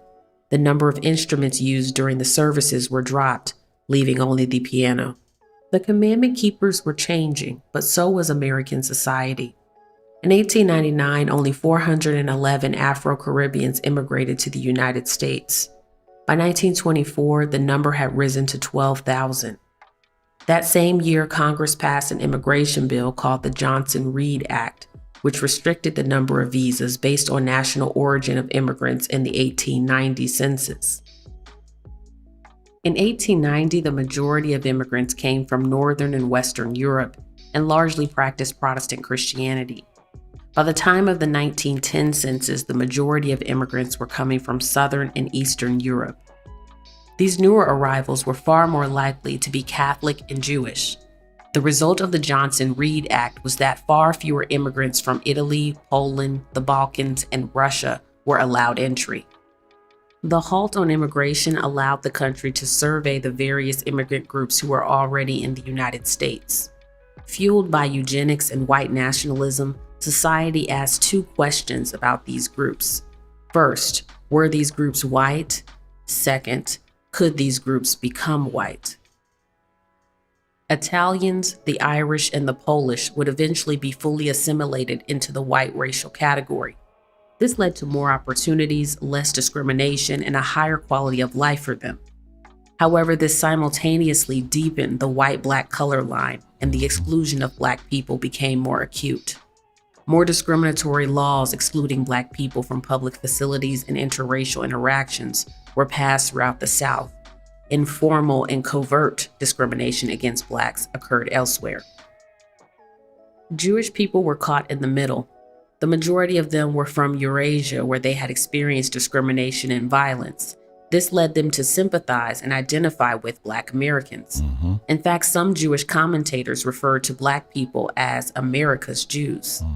At the same time, the desire to be accepted into the wider society and achieve the American dream made them wary of becoming too closely associated with Black Americans. Let me stop there. This is just really, really quick. This is what you see in the South. We did a video on that where we extensively covered this. In the South, you know how, for some of you who are younger, you know, you've seen the black and white photos or whatever of Black folks who are sitting at these lunch counters of a lot of these restaurants, or they were really department stores that had restaurants in them. A lot of those family-owned restaurant department stores throughout the South were Jewish-owned. They were not, and so they were practicing Jim Crow. They had a "we don't serve coloreds" policy, but there were times prior to that where there are instances where you had some Jews that didn't abide by that. And what she's saying is 100% correct, because you had some Jews that said, you know what, screw that. You know, these are good people, talking about Black folks, and we're going to do what we can. So you had some of that, but the overarching movement for this group, the Jews, was to fall in line with white society and to promote and to push Jim Crow. All right. So she's talking more in the North here because of which the topic she's talking about, but you also saw this throughout Jim Crow South too. Let's go. In Harlem, Jewish immigrants moved up the socioeconomic ladder and moved out to more expensive areas. Some retained ownership of stores and housing complexes. As Black people moved into Harlem, some of their first interactions with Jews were as store owners and landlords, a situation which put the two groups in economic competition. By 1929, the Commandment Keepers building was now called a synagogue, and Matthew began reaching out to mainstream Jewish organizations for financial support. Mainstream whoa, hold on, back up, because I want to make sure you're hearing this. Back up, because I remember we in our videos we said the same, we pointed out the same thing. Back up. You want to know your history, Hebrew man, Hebrew woman? Back up. Let's listen to what she just said. Groups in economic competition. By 1929, the Commandment Keepers building was now called a synagogue, and Matthew began reaching out to mainstream Jewish organizations for financial support. Oh, so here we go. So the early Hebrew movement, it was financed. What you talking about, what you got today, the foundation of your belief. You may say, well, I don't go to no synagogue. I follow Hebrew teachers on YouTube. It doesn't matter. What you're walking in today, the foundation of it was financed by Jews in Harlem. That's where it came from. That's the foundation. This is a very important historic point. That's why it's so funny today to hear these people all of a sudden say, well, they're the fake people. They're the fake ones or whatever. But at the same time, you're still looking over there, peeking over their shoulders and saying shalom and khan and mishpachah and all that stuff. Because again, the tree will never abandon its root. All right, let's go on. Mainstream Jews were curious about the Black Israelites. Many Jewish journalists focused on why and how Matthew came to identify as a Jew. Others came to observe the group for themselves. They found that it was made up almost entirely of Caribbean and African immigrants, and that the majority of members were women. Oh, The leadership was exclusive. wait a minute. Oh, she going too fast for my little brain here. Whoa, I know y'all getting mad at me. I'm sorry. Wait a minute. Go down, Moses. Hold on. Let's go back here. Let us go back. Let's play it again. Matthew came to identify as a Jew. Others came to observe the group for themselves. They found that it was made up almost entirely of Caribbean and African immigrants. Stop it. Stop right there. So this movement, again, this was a movement that was really fueled by Caribbean and African immigrants. This is why it's so interesting to see today how it's flipped, and now American Black folks have pretty much taken ownership of it, and now they are in many ways are leading the way in this movement. So this was a Caribbean and African movement for the most, at the root of it, going back to its early founders. These are Caribbeans and Black folk, Caribbeans and Africans that brought this belief system over. All right, let's go on. And then she said something else here. The majority of members were women. Yep, back up. A majority of the members were women. What do you see today amongst the Hebrew space? It's a majority of women. This picture is in black and white, but it easily can be in color because this is the same demographic that you see today. Let's continue. Leadership was exclusively male, and the congregation wasn't large. In 1929, the synagogue had about 100 members. Unlike other Black Israelite groups, Matthew celebrated Jewish holidays, prayed in a mix of Hebrew and English, and observed kosher eating practices. However, he retained some Christian elements. For example, Jesus was still regarded as a prophet or semi-divine figure. He also incorporated foot washing into their rituals, a Christian display of humility and service. Matthew created the Ethiopian Hebrew Rabbinical College for the purpose of training rabbis specifically in Black Israelite theology. The college allowed women to act as officers, be board members, and become students, though they were never permitted to become rabbis. He also created the Royal Order of Ethiopian Hebrews, the Sons and Daughters of Culture, inspired by Freemasonry. Through this secret society, Matthew taught his own Kabbalistic science, based on a book called The Sixth and Seventh Books of Moses, published. Oh my gosh. Oh my goodness. Oh my goodness. You hearing this, right? This is the foundation of it. This is the foundation. Masonry, Freemasonry.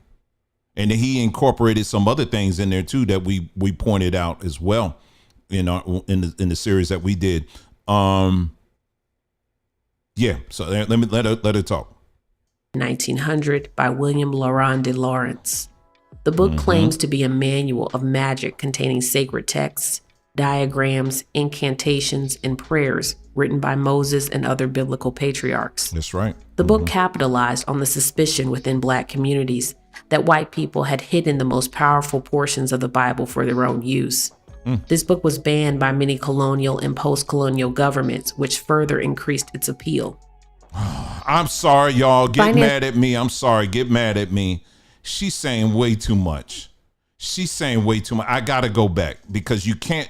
These things are so important in what she's saying. Let me play this. Go back.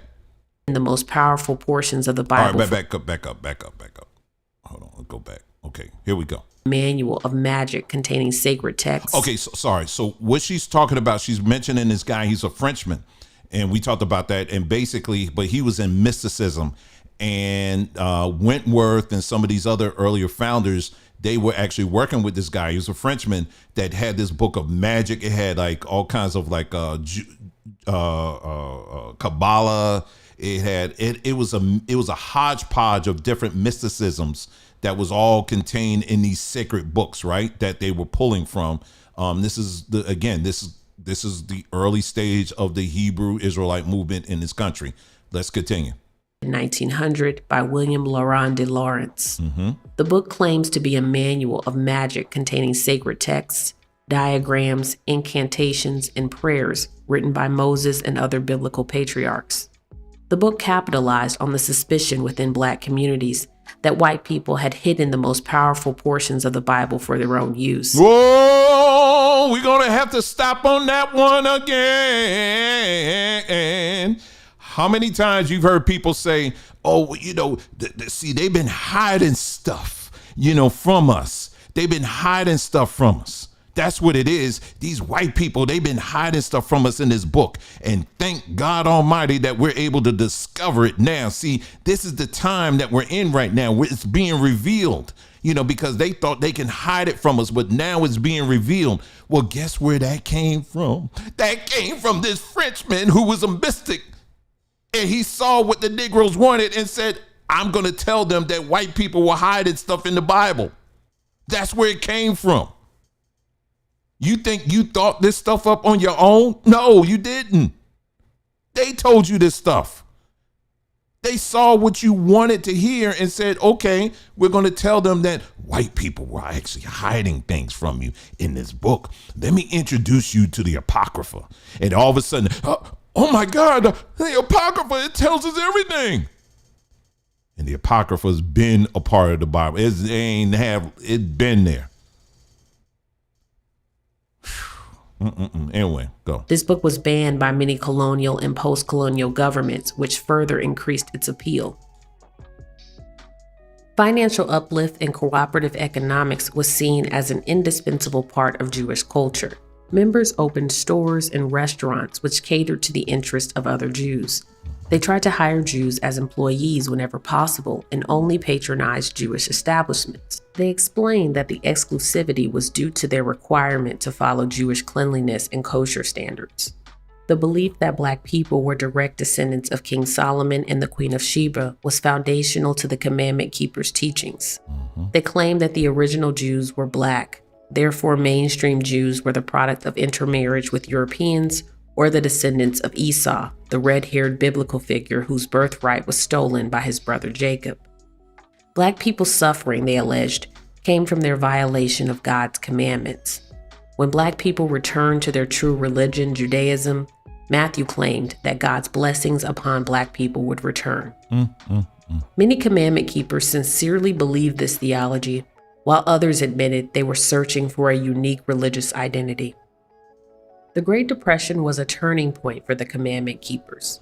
The group struggled to pay expenses and the synagogue almost closed. Matthew and other members took on additional jobs to keep the movement afloat. There were several other Black Israelite groups in the area, but Matthew's group maintained the largest membership, which led the press to view him as a representative of the wider ideology. By 1931, the commandment keepers had grown to an estimated 200 members. In 1930, Arnold Ford and some of his followers moved to Ethiopia. Knowing that he would not return to the United States, he created an official Ethiopian certificate of ordination for Wentworth Matthew. Ford hoped that Rabbi Matthew would continue his mission to spread Judaism throughout the American Black community. Ford died in Ethiopia in 1935. Following the ordination, the Commandment Keepers' membership increased to 500 people. This would be the peak of Rabbi Matthew's following. Two of Rabbi Matthew's sons served during World War II, and he was horrified by the revelation of the Holocaust. When the modern state of Israel was created in 1948, he considered moving his congregation there or somewhere on the continent of Africa. Instead, he attempted to form a self-sufficient community in a town called North Babylon in New York, equipped with a senior living facility, farm, and housing complexes. The community dissolved in the 1960s after pushback from locals and insufficient funds. The tension over identity continued into the movement's later years. Rabbi Matthew sought acceptance from the New York Board of Rabbis and B'nai B'rith, but was rejected. Publicly, the group stated that their decision was based on the fact that Rabbi Matthew was not ordained through a mainstream Jewish organization. Privately, they were still skeptical about the Commandment Keeper's identity claims. A final attempt at reconciliation was made in 1964 when Yaakov Gladstone, an Ashkenazi Jew, created Hadzad Harishon, which means first step. The organization's goal was to serve as a bridge between Black and white Jewish groups and to provide resources to Black groups about mainstream conversion requirements. The project failed when, yet again, questions about identity caused arguments and frustration.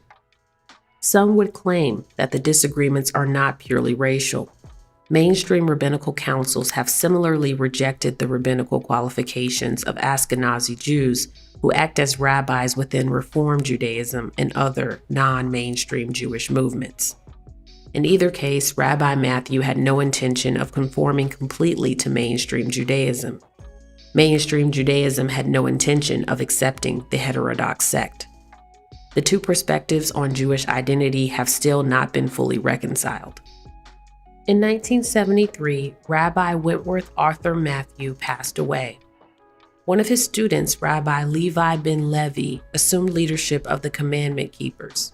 Rabbi Levi created the Israelite Board of Rabbis, also called the International Israelite Board of Rabbis, which is considered the oldest organization representing Black rabbis in the United States. He also trained the board's next leader, Rabbi Capers Fournier. Rabbi Capers Fournier studied Israelite doctrine and obtained degrees in Jewish learning and leadership from Chicago's Spertus Institute. And you're going to find out who this guy is in a minute. First, for a Black Israelite leader, Rabbi Fournier underwent a mainstream conservative Jewish conversion. The conversion was a part of his larger vision to unite the Black Israelite and mainstream Jewish worlds. This goal has been somewhat achieved. Rabbi Fournier has been accepted into Chicago's Board of Rabbis, another first for a Black Israelite leader. In 2016, when he assumed leadership of the International Israelite Board of Rabbis, Rabbi Gideon Slouch, president of the New York Board of Rabbis, the same board which rejected Rabbi Matthew decades earlier, was in attendance for the ceremony. Through it all, Rabbi Fournier continues to affirm Rabbi Matthew's emphasis on the African origins of Judaism, with a special emphasis on Ethiopia. The Commandment Keepers and the Nation of Islam were founded 10 years apart and had many similarities. Both groups claim that the Bible had been misinterpreted in ways that erased Black Americans' true ancient identity. Both groups promoted economic independence and eschewed welfare programs for their members. Both groups believed that salvation for Black people was outside of Christianity. Both groups also resisted full assimilation into the mainstream religious groups that inspired them. They didn't want to be second-class citizens again within these groups, which had their own prejudices and biases. They no longer wanted an identity that they could not control. In the battle for humanity within the United States, they needed a religion that challenged the lies of racial essentialism while also promoting racial dignity for their people. Very, very, very, very, very well done. Very well done. And I let them know that. Okay, that guy Fournier, guess who that Rabbi Capers Fournier, who's the current leader of the International Israelite Board of Rabbis. Guess who he is? He's Michelle Obama's first cousin. Michelle Obama's. So this dude is connected to the Obamas. And isn't it interesting that once he stepped in, all of a sudden now they said, well, you know what? We're going to accept y'all into this group. We'll allow y'all to sit in with us. And so this group, again, they're deeply tied to the ideology about how all roads lead to Ethiopia.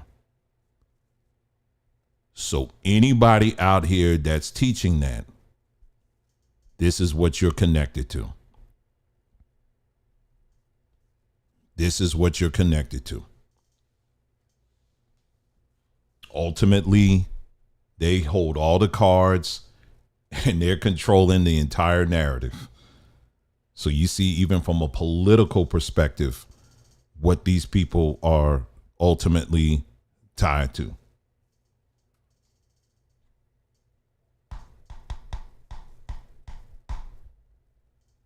Ain't that something? Isn't that something? So everything, I would encourage you to go and watch the video for yourself, because mine is my little interruptions. Go and watch it again and take notes. And then I want you to do side-by-side comparison, because you're going to see on one side, say, okay, the person that put together this video, take notes of the different things you observed. And in the next column, I want you to write down the things that you see currently within this thing we call the Hebrew movement. And you're going to see a whole lot of similarities. A tree will never abandon its root. It won't. As much as you have different ones out here talking about, these the fake ones, they out here, they're trying to destroy us, but we going to hit them. We going to get them and we going to do all this stuff. But your whole identity is wrapped into the people that you call fake. Your entire identity is wrapped into them. So they'll play this little cat and mouse game to keep things interesting, to keep you engaged and make you feel like, give you the confirmation bias that you're craving for. But ultimately, they're like, okay, they're trying to be like us. So, we don't want to take that from them. Let them be. We'll let them just, if they want to march down the streets of Brooklyn one day and block off traffic or whatever, well, let them do it. We ain't going to do nothing about that. Think about groups like IUIC, for example. You would think they would have been shut them down. Isn't it interesting that, as much as groups like IUIC and some of these other Hebrew groups, as much stuff that they talk about and they say about the Jewish people, that they're not shut down? Think about what they did with all these different individuals out here that they have eliminated, shut down, and they're done. But they still exist. Think about all these different platforms that just say all what they want about these are the fake ones and all that stuff, but they still on YouTube. Isn't that strange?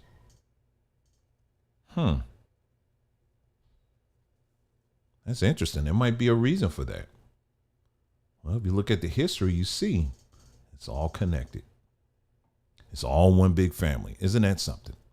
So anyway, yeah. So again, I would encourage you to go and check out that video on your own. And I thought, like I said, again, the person that put that video together, I thought they did an excellent job in summarizing that. And, like I said, you watch it again this time, you ain't got to hear my big mouth in that. So, yeah, there you go. So anyway, so the final part of our broadcast this evening, and thank you for those that are just joining us. Welcome to this broadcast. And I'm so glad to have you guys here. Really appreciate you guys here. If you're just getting in, make sure you watch this from the beginning too, because there's a lot of great stuff that we covered in this broadcast. And I want to make sure you get all of it. Okay. Watch it in your own time. You ain't got to get it all in one sitting, of course, but watch it in your own time. All right. But there's a lot of great information and I want to make sure you don't miss it. Okay. All right. So finally, we're going to go through this video here very quickly. Thankfully, we have timestamps. This video in total is about a little over an hour long. And but when, of course, we're not going to watch the whole thing. So we're just going to get to the timestamps. Let me kind of give you the setup for this. OK, so this is a couple and their testimony isn't certainly the only one out here. There are many, many, many other stories out here that are very similar to this. So this couple, because now this is what they are saying, and this is their story. Okay. So I know we got some little imps out there taking little notes. Oh, he throwing shots at this. I'm just telling you what they're saying. Okay. So, but it's also been others that have said things as well. Now, if you really want us to get into it, we have our own set of stories as well, but I don't need to get into all of that. I think their story suffices enough here.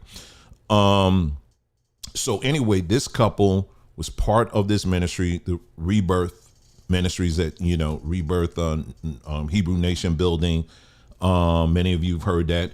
We've actually, for us, when we first came into the Hebrew space or whatever, that was probably one of the main ministries that really brought, that we connected with. You know what I'm saying? One of their leaders, Josh, he was pretty much just teaching in a library, and that was just him in the library with a handful of people, and then the internet. That was it. That was it. It was very simple, but I thought it was very impactful. And this is a guy that was, putting out a lot of research and things like that. And it was, so I was like, man, I like this, And so, but fast forward, one thing led to another, and then it became a much larger ministry. I'm literally skipping over a whole lot because I'm trying to get to this video, but I'm trying to set you up for this.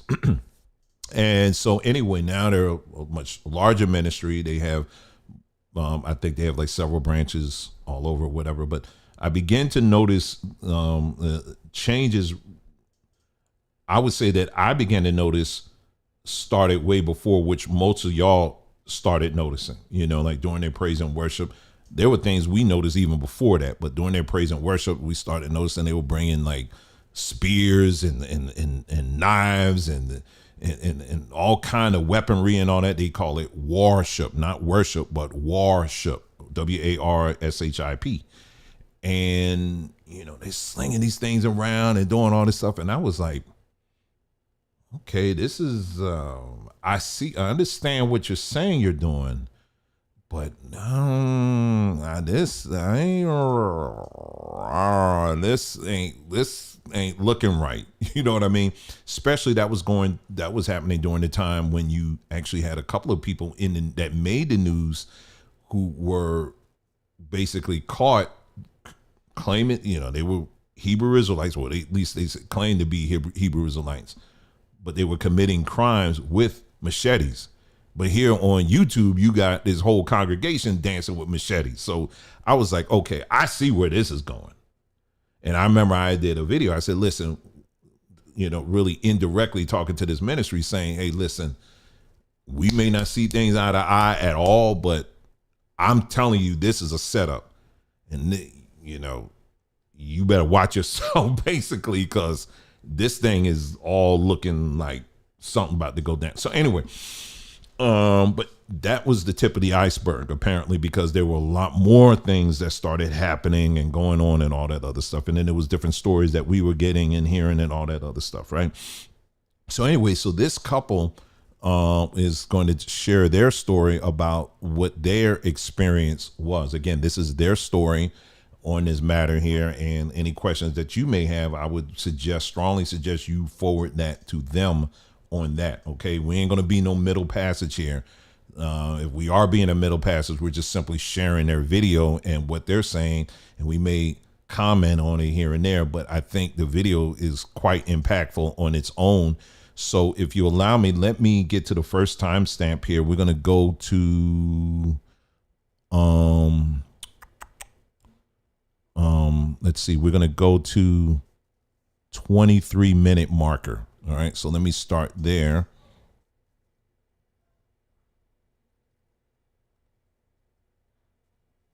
I don't know exactly what's being said here, but let's start here, okay? And then, but there is something I do want to comment on at the end, not so much during, but at the end. So let's go. My husband and my son thought that I was offering them. Oh, okay. Hold on. Yeah, that was a wrong mark. Okay, so let me go back here because I want you to hear this. What she was saying. Okay, yeah. Here we go. Separation. All right, let's go here. Like I said, again, I am recommending that you watch the whole thing. But for the sake of keeping things brief here on this broadcast, I'm just clicking on the highlights. Okay, that's what I'm doing. But I am encouraging you to watch the whole thing. All right, so let's listen to the wife here. I'm separating, saying that it was Yahuwah. And mind you, Yahuwah says, let not man separate what Yahuwah has brought together. They said, we're separating now. And sorry, man. Sorry. Back up. Let me go back here for a second. Y'all couldn't even see it, so my bad. Let me go back here and then I'll bring it on the screen. Sorry about that. I'm sitting up here. I'm like, why is my face on the screen? Okay, here we go. So I backed it up a little bit and let's play it again. And then it was like her giving interpretation on what it is. There was 2 dark points for me. The first point was when they started separating, my husband and I.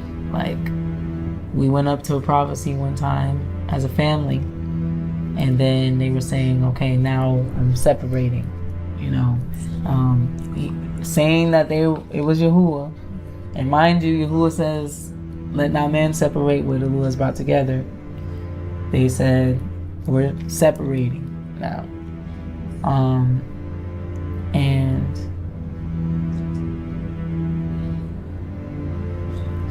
gotta rewind back to deliverance, because this is where they started trying to make claims about me. So we were in a deliverance session, this is what they call it, and they separate my husband and I. And my husband's in one corner and I'm surrounded by the women. And I keep looking toward my husband because I don't know what exactly is happening right now. But they're having me, confess all these things. They're telling me everything to confess, what to believe and all this other stuff. And one of the things that they told me to confess was that I married my husband to prove that I was no longer homosexual. So it wasn't me, that wasn't coming out of me to feel led to confess, but they told me that I need to confess that. And if I didn't confess it, it was like, just like, I'm lying, or I'm not out here for Yahuwah. And so in a meeting, they used that and said that I need to get over idolatry of my husband, and that I need to get over idolatry of my son. So they used me looking towards my husband during that time as it being they said it was idolatry because I'm trying to get my deliverance and I'm focused on my husband. Then they said it was idolatry to my son because I was nervous about leaving him with the caregivers at that place at the time when we had first gotten there. So they said that was idolatry as well.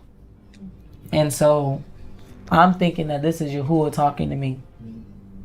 I'm literally believing that Yahuwah is telling me I'm doing these things. And so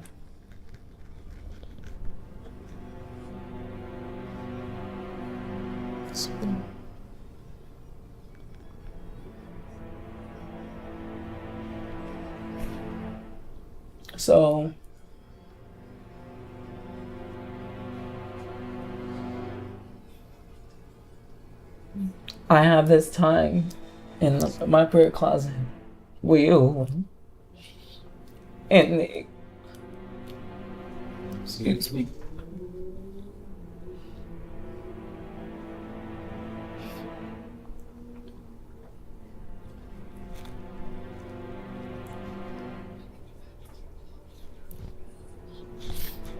And I spiritually killed my husband and my son and thought that I was offering them to you.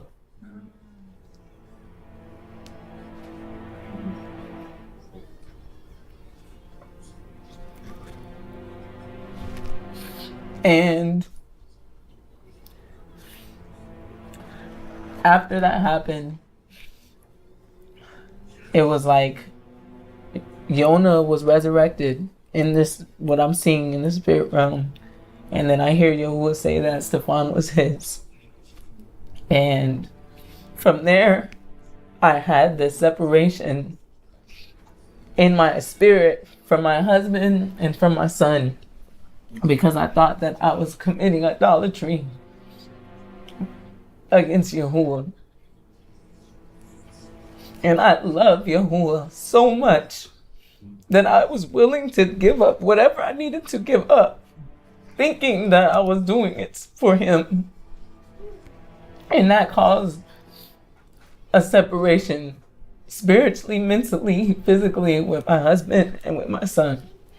And from there, they just completely, if you wanna go. Yeah, man.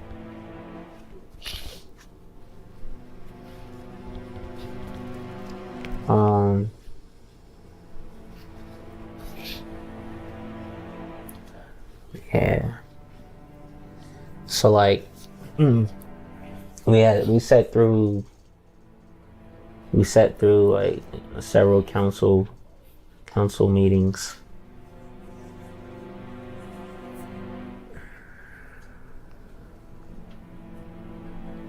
Just everything was just like so strategic, man.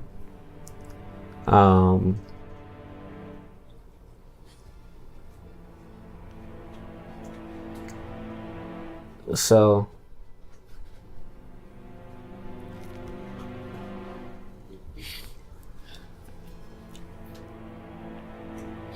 I'm gonna touch a little bit on.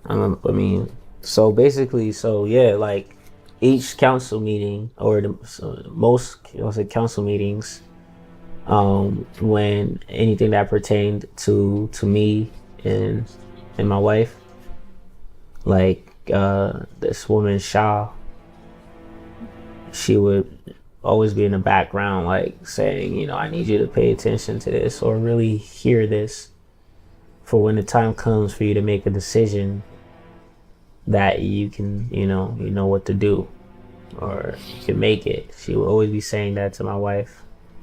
And can I add something? Yeah. Before I went and did that, we were invited again to the inner courts. I think it was like the day before.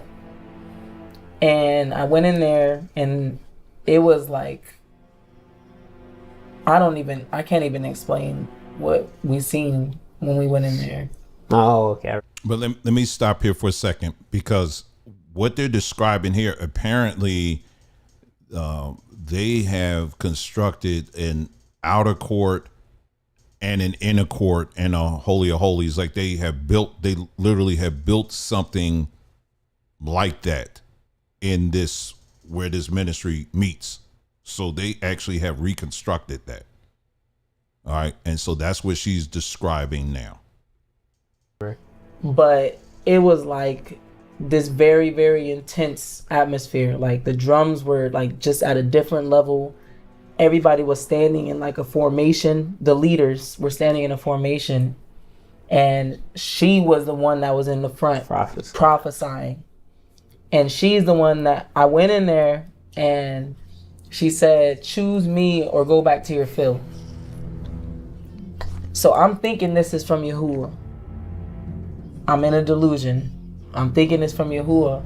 And that's what because then after they said that, they like pulled me out and just like kicked me out and then put me back into the inner courts. And so I'm thinking that Yahuwah is upset with me because of this idolatry thing. And that's what initiated the next thing. But yeah, for me in that day, because they were having pretty much everybody going that day, and then they were saying whatever they were saying to each person. For me, they were saying like, I came here seeking signs and wonders, and like, he's gonna show me to my face and stuff like that. And I'm like, okay, you're really in hell. And it's crazy because like they were preaching about they preached about Sheol and tormentors and stuff. And it's like, how do you like know all this stuff? Like, and like my last week there,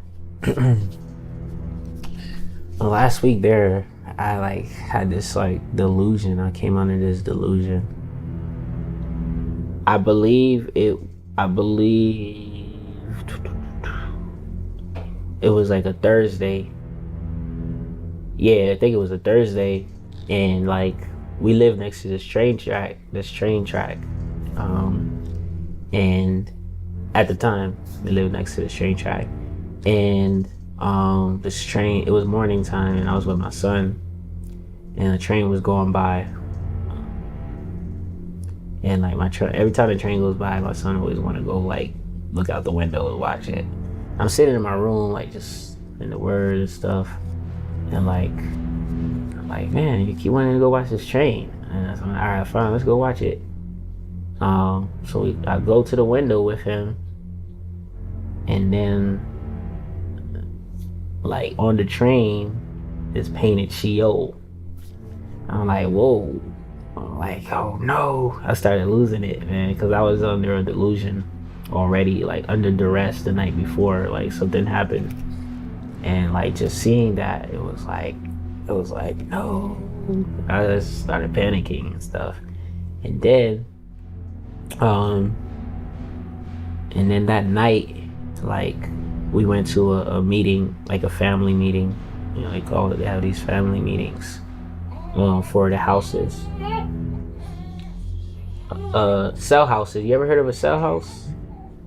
So basically cell houses, they split people up in homes, like different. They have like these different houses that are ran by the leaders, and they're considered like fathers and mothers in these houses, and then everyone else is called children.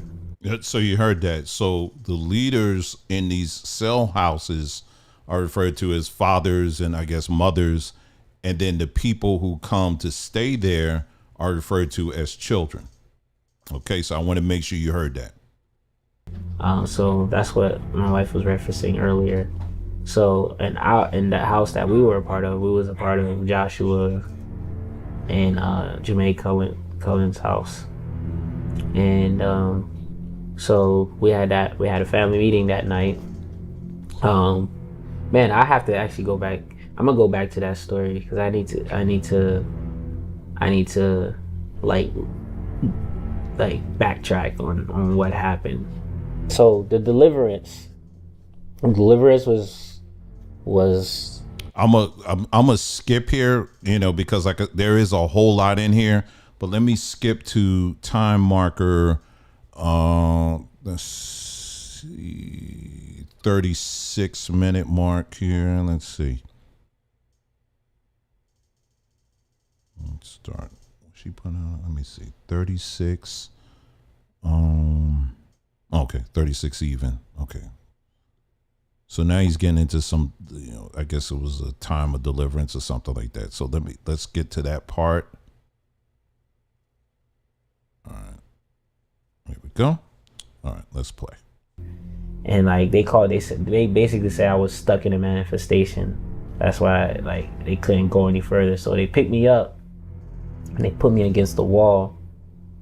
Man, I really like feel weird talking about this, but they put me against the wall and they start saying confess, and I'm like, what? Confess what? Like I don't understand, like, you know. And so I just start going in about things that I already I just start going in and like, you know, talking to Yahuwah, and they leave me over there. And then Malu, he's the one that put me against the wall. He comes and he start like, I guess like really suggesting things, and I'm like, man. So that you heard that they put him against a wall and they were just yelling at him, telling him to confess, and he was saying, confess what? What are you talking about? All right, so let me jump to this one here. 6:47. All right, I'll just start there. All right, this one they were talking about.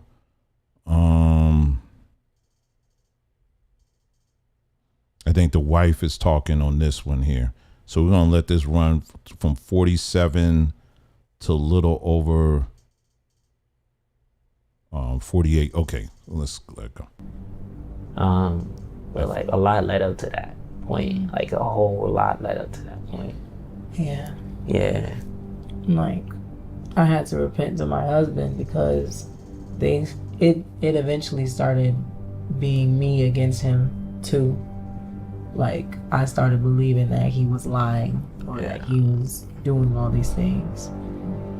And I had to repent to you for that. And then, just along with what he was saying about them pinning stuff on you, that's not true. Like, after he left, I was going up to be, to the well to be prayed or prophesied over. And I'm like praying to Yahuwah and I'm thinking everything's good, like with Yahuwah.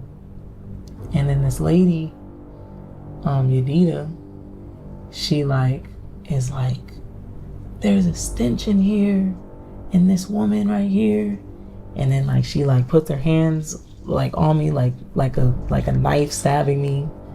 And then they throw me on the floor, and then she walks over me, and she's standing over me, just completely saying it over, going, there's a stench in this woman, blah blah blah. And then Shah comes over, and then she's like, what are you seeing? What are you seeing? And then Shah's like, oh, murderer? Oh, this, just calling her a bunch of names. Bunch of stuff. And then they have me start doing self-deliverance, and they are saying, oh, you have to say it in Joshua's name. Well, yeah, that was crazy. Joshua. Yeah, because he goes by the name Yahusha. Yes, but they were like, oh, say it by this, so. In the authority of. In the authority of him. I'm gonna say it one time. Yeah. But we renounce and now he's not the Malek. So and he's not Yahusha. Yeah. Yeah. Anything you confess, you don't need to be confessing sins. Okay, so you heard that. Okay, let's see. That's 40. What time marker? Okay, then let me jump to.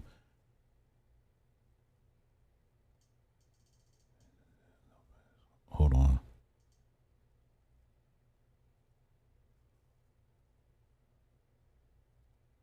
I'll do two more real quick here. And we're going to go to 52, 54. Okay. Consult with them if you want to fast. And they had told me after Stefan was out to get strong by eating. And this one day, I'm just being bothered and I'm like, I need to fast. So I decide not to eat. And that's when I started hearing all these voices.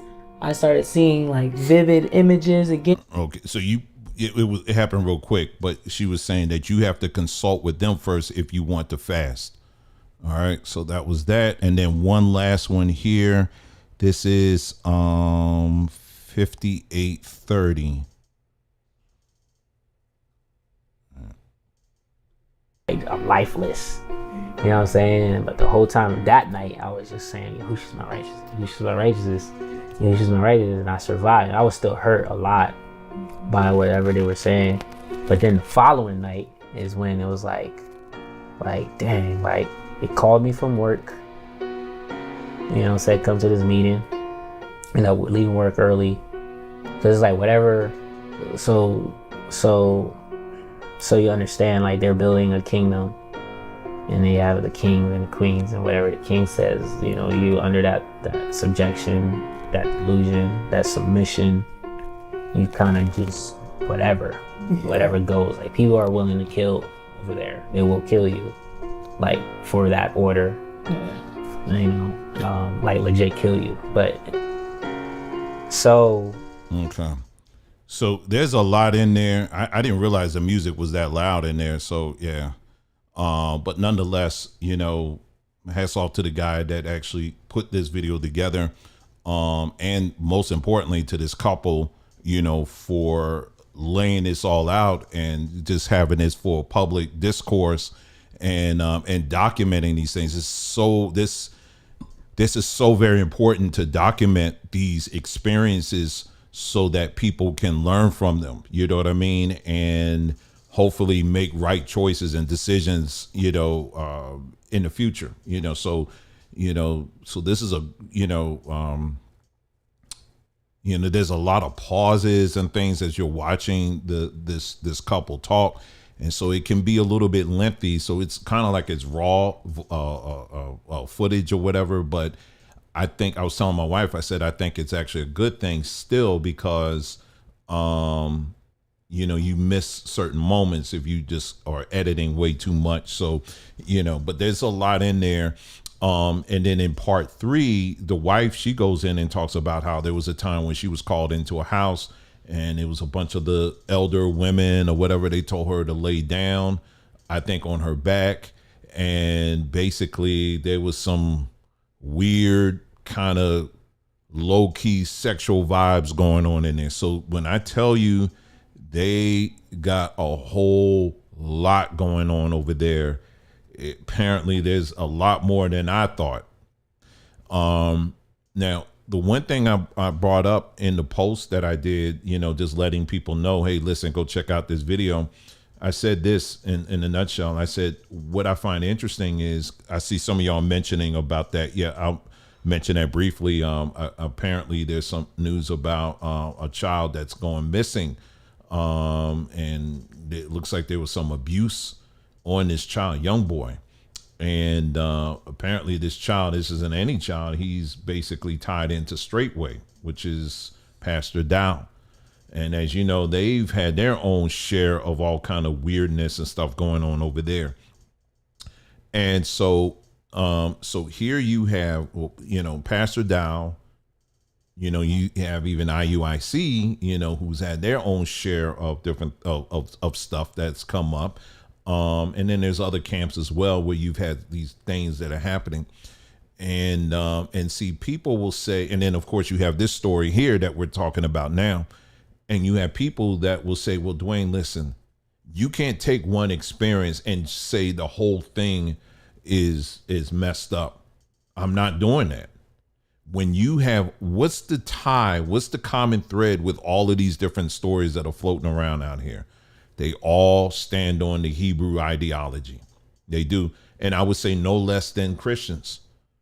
When you got a bunch of Christians, Christianity, you got people who are Christians that may be good people, but this nation, which claims to be a Christian nation, will use the same Bible that Christians read as a justification to kill anybody they will in order to push their agenda, to poison the waters, to poison the air, and all of that other stuff too. But the common thread that ties it all together is still the belief system. In this particular case that we're talking about is the Hebrew ideology. And, here you have this couple here, and it's just, I was telling my wife, I said, it's really something how it always leads to this movement to try to separate the family, to always split up the family somehow. It always comes to that. And it's just amazing why that's almost a common thread. But here's the bigger issue that I brought up. I said it's a lot easy. It's easier to call out people like Dow. That's easy. For the stuff he's doing, because he's a very brash person, and he'll get out there and be preaching and holding like a can of beer and all that stuff. That's easy. It's easy to criticize IUIC, you know what I mean? Because again, they got all this stuff going on. But this particular ministry I found to be quite interesting. I said, because what people don't, or I would say do realize, is that there are a lot of connections this ministry has with a lot of Hebrew ministries that you guys actually follow and listen to. They may not be overt, but there's some covert connections with a lot of these ministries that tie into this. And to prove it, you notice how they've been very quiet. The ones that will have no problem, we're going to expose this ministry. I noticed, I sat back and I said, now here you got this whole ministry. Like, for example, when we were talking about, going deeper in the Bible, we were saying, hey, listen, there's some similarities to what's in the Bible to what was going on in the continent of Africa, looking at the Bantu stuff, right? Remember we were doing all of that? And then soon as we started mentioning certain things and practices that they were doing over there, on the continent, and saying, hey, listen, this sounds very familiar to what you see some of these things happening in the Bible, then immediately these same groups and even this ministry that they're talking about now, they were all in on attacking us and saying that we're encouraging people to worship all these different gods, African gods and deities and all of that. And we weren't doing any of the sort. But they all got on one accord and was saying this stuff. But at the same time, what was very interesting was when this ministry was getting out there and they were doing some of the same stuff that they were accusing us of. I mean, it was like mirror image voodoo looking stuff. I mean, you got, machetes and you doing all this stuff. And this woman just said that, she at the altar and someone behind her, this low kind of stabbing her in the back, telling her to repent. We weren't doing anything close to that. But notice a lot of these Hebrew platforms got very quiet on that. And I was like, wait a minute now, this is very overt. I mean, like, ain't nobody talking about this? Ain't nobody talking about this. When I tell you there's certain things I can tell you right now that would it would tie it up it would expose a lot very quickly. Nope. Because you gonna have to, it ties back to something I said earlier. You're gonna have to make some choices as an individual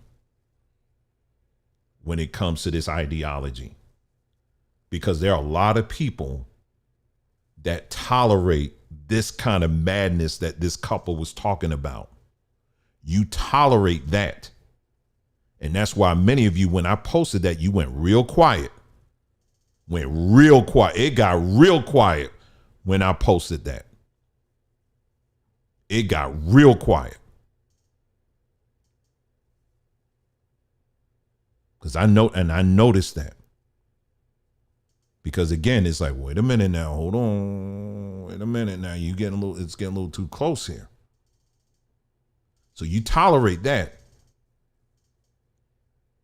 But on the other hand, when it comes to some of these ones that are the street corner yelling folks or whatever, oh, they're just too much. No, they ain't us. They don't represent us. But this right here, there's a lot of people who knew who when this couple dropped this video, it got real quiet from the usual suspects. And there are reasons I can give you right now as to why that's the case. But I'm going to let you figure that out for the time being. Bottom line with all of this, in conclusion to everything we talked about in this rather lengthy video, is that is that what religion does. Religion does a lot of things, and it's not good. One of the worst things that ever happened to us as a people is our adoption or our acceptance when it comes to religion. When religion came into the play, what it did was it removed us from our Creator's creation and his order, or our Creator's order, and then it put us in a man-made based system where you have all of this foolishness and stuff that just keeps happening over and over and over and over and over and over and over again. The unique thing about this particular ministry is that it's a combination of church. It was a combination of church, and also you had the Hebrew stuff. You see a lot of that. You remember going back to the video that we played earlier from that channel that was giving you the history of the Hebrew, Black Hebrew Israelite movement, when it was giving you the history of it, the foundation of it. What was the biggest foundation of it? Well, it was Judaism, but the biggest foundation, what gave it its foundation, it actually was the church. It actually started as a church. And this is why even till to this day, some of the top leaders that you'll see in this movement are still preachers. They're pastors. They have their own churches. So this was a combination of people coming from Africa, the Caribbean, with the help of the church that helped give birth to this thing that we call today the Hebrew Israelite movement. And the amount of foolishness that goes on in this movement is breathtaking. And I'm also just simply amazed at the amount of stuff that just gets tolerated and wiped over and ignored. In the meantime, when you have couples like this, and this ain't the only story. There are many stories I can share with you of couples and families that were broken apart in the name of this belief system, using the Bible as their anchor. So I can't only present to you what the facts are, and everything that we do as far as what we present here, whatever. We allow this couple to speak on this matter, on their experience, on this broadcast. But I can tell you the stories get a lot more maddening than this that are all out there. And some of y'all know them, some of y'all don't. But I'm just simply amazed at the amount of people that just sit back and they know what's going on, and they've been knowing what's been going on there. And instead of using your platforms to speak out on this stuff, now all of a sudden, a lot of folks got very quiet.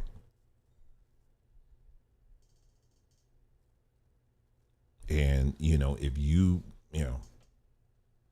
I really hope you take notice of that. I really, really do. I hope you take note of that. Take note of these things here, because when you have couples and families getting broken up or whatever, that should alarm you.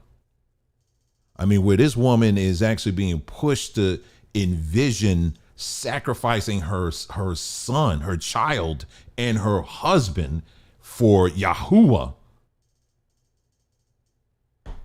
I don't know how you can just gloss over that. I don't know how you can gloss over that. But you're going to have to start being honest, and you're going to have to start being real. I will tell you this, and I'm done, is that I realize that time is short. There's certain things that, I'm going to be shutting down, activities I'm doing, because I have gotten to a place right now, like I said, I'm just not going to continue to invest my time or resources on certain things when it clearly in numbers of cases I see it literally just goes in one and comes out the other. So what's the point? You know what I mean? Because some people still want to hold on and embrace the system, and at the same time they want to hedge. It's like you're hedging your bets with these different groups. It's like on one hand you want to, I'm still a Hebrew at the end of the day. I'm still part of that. But I'm also believing that the Bible, there's things I don't really trust in the Bible, but I'm a Hebrew. And it's like, you're talking out both sides of your mouth. You understand what I'm saying? And I understand, as I've said many times before, it's a process. I get it. But the way this thing ends, if you're really trying to go after truth, you're going to have to, the road to truth, it stops when it begins when you fully let go of the religion. When you fully let go of the religion, that's when truth begins. Let me say that again. When you fully let go of all their religions, that's when the truth begins. That's when the road to truth begins. That's when it begins, period. So I'm just going to leave it at that. And, and then we're just going to, and I hope you guys really take the time and meditate on that, think on that. And I really hope you take that very seriously and talk to your families about it. But most importantly, you need to get with yourself, talk to yourself on that and process that, If you're just joining us, I would encourage you again to go ahead and if you didn't see the video, this broadcast from the beginning, go back to the beginning of the video and watch it from the beginning. Okay. If you have any questions at all for me personally, I welcome those questions. I welcome them. You can leave them in the comment section, or you can email me at connect@journeymanandwoman.com. Again, that's connect@journeymanandwoman.com, and I will get to you as soon as I can. Okay, I'll get to you as soon as I can, and and that's it. So again, it was enjoyable. I enjoyed our time together this evening, and I hope you guys got something out of it. Listen, you guys take care. Enjoy the rest of your evening, and take care. All right, and I'll see you again next time. Take care.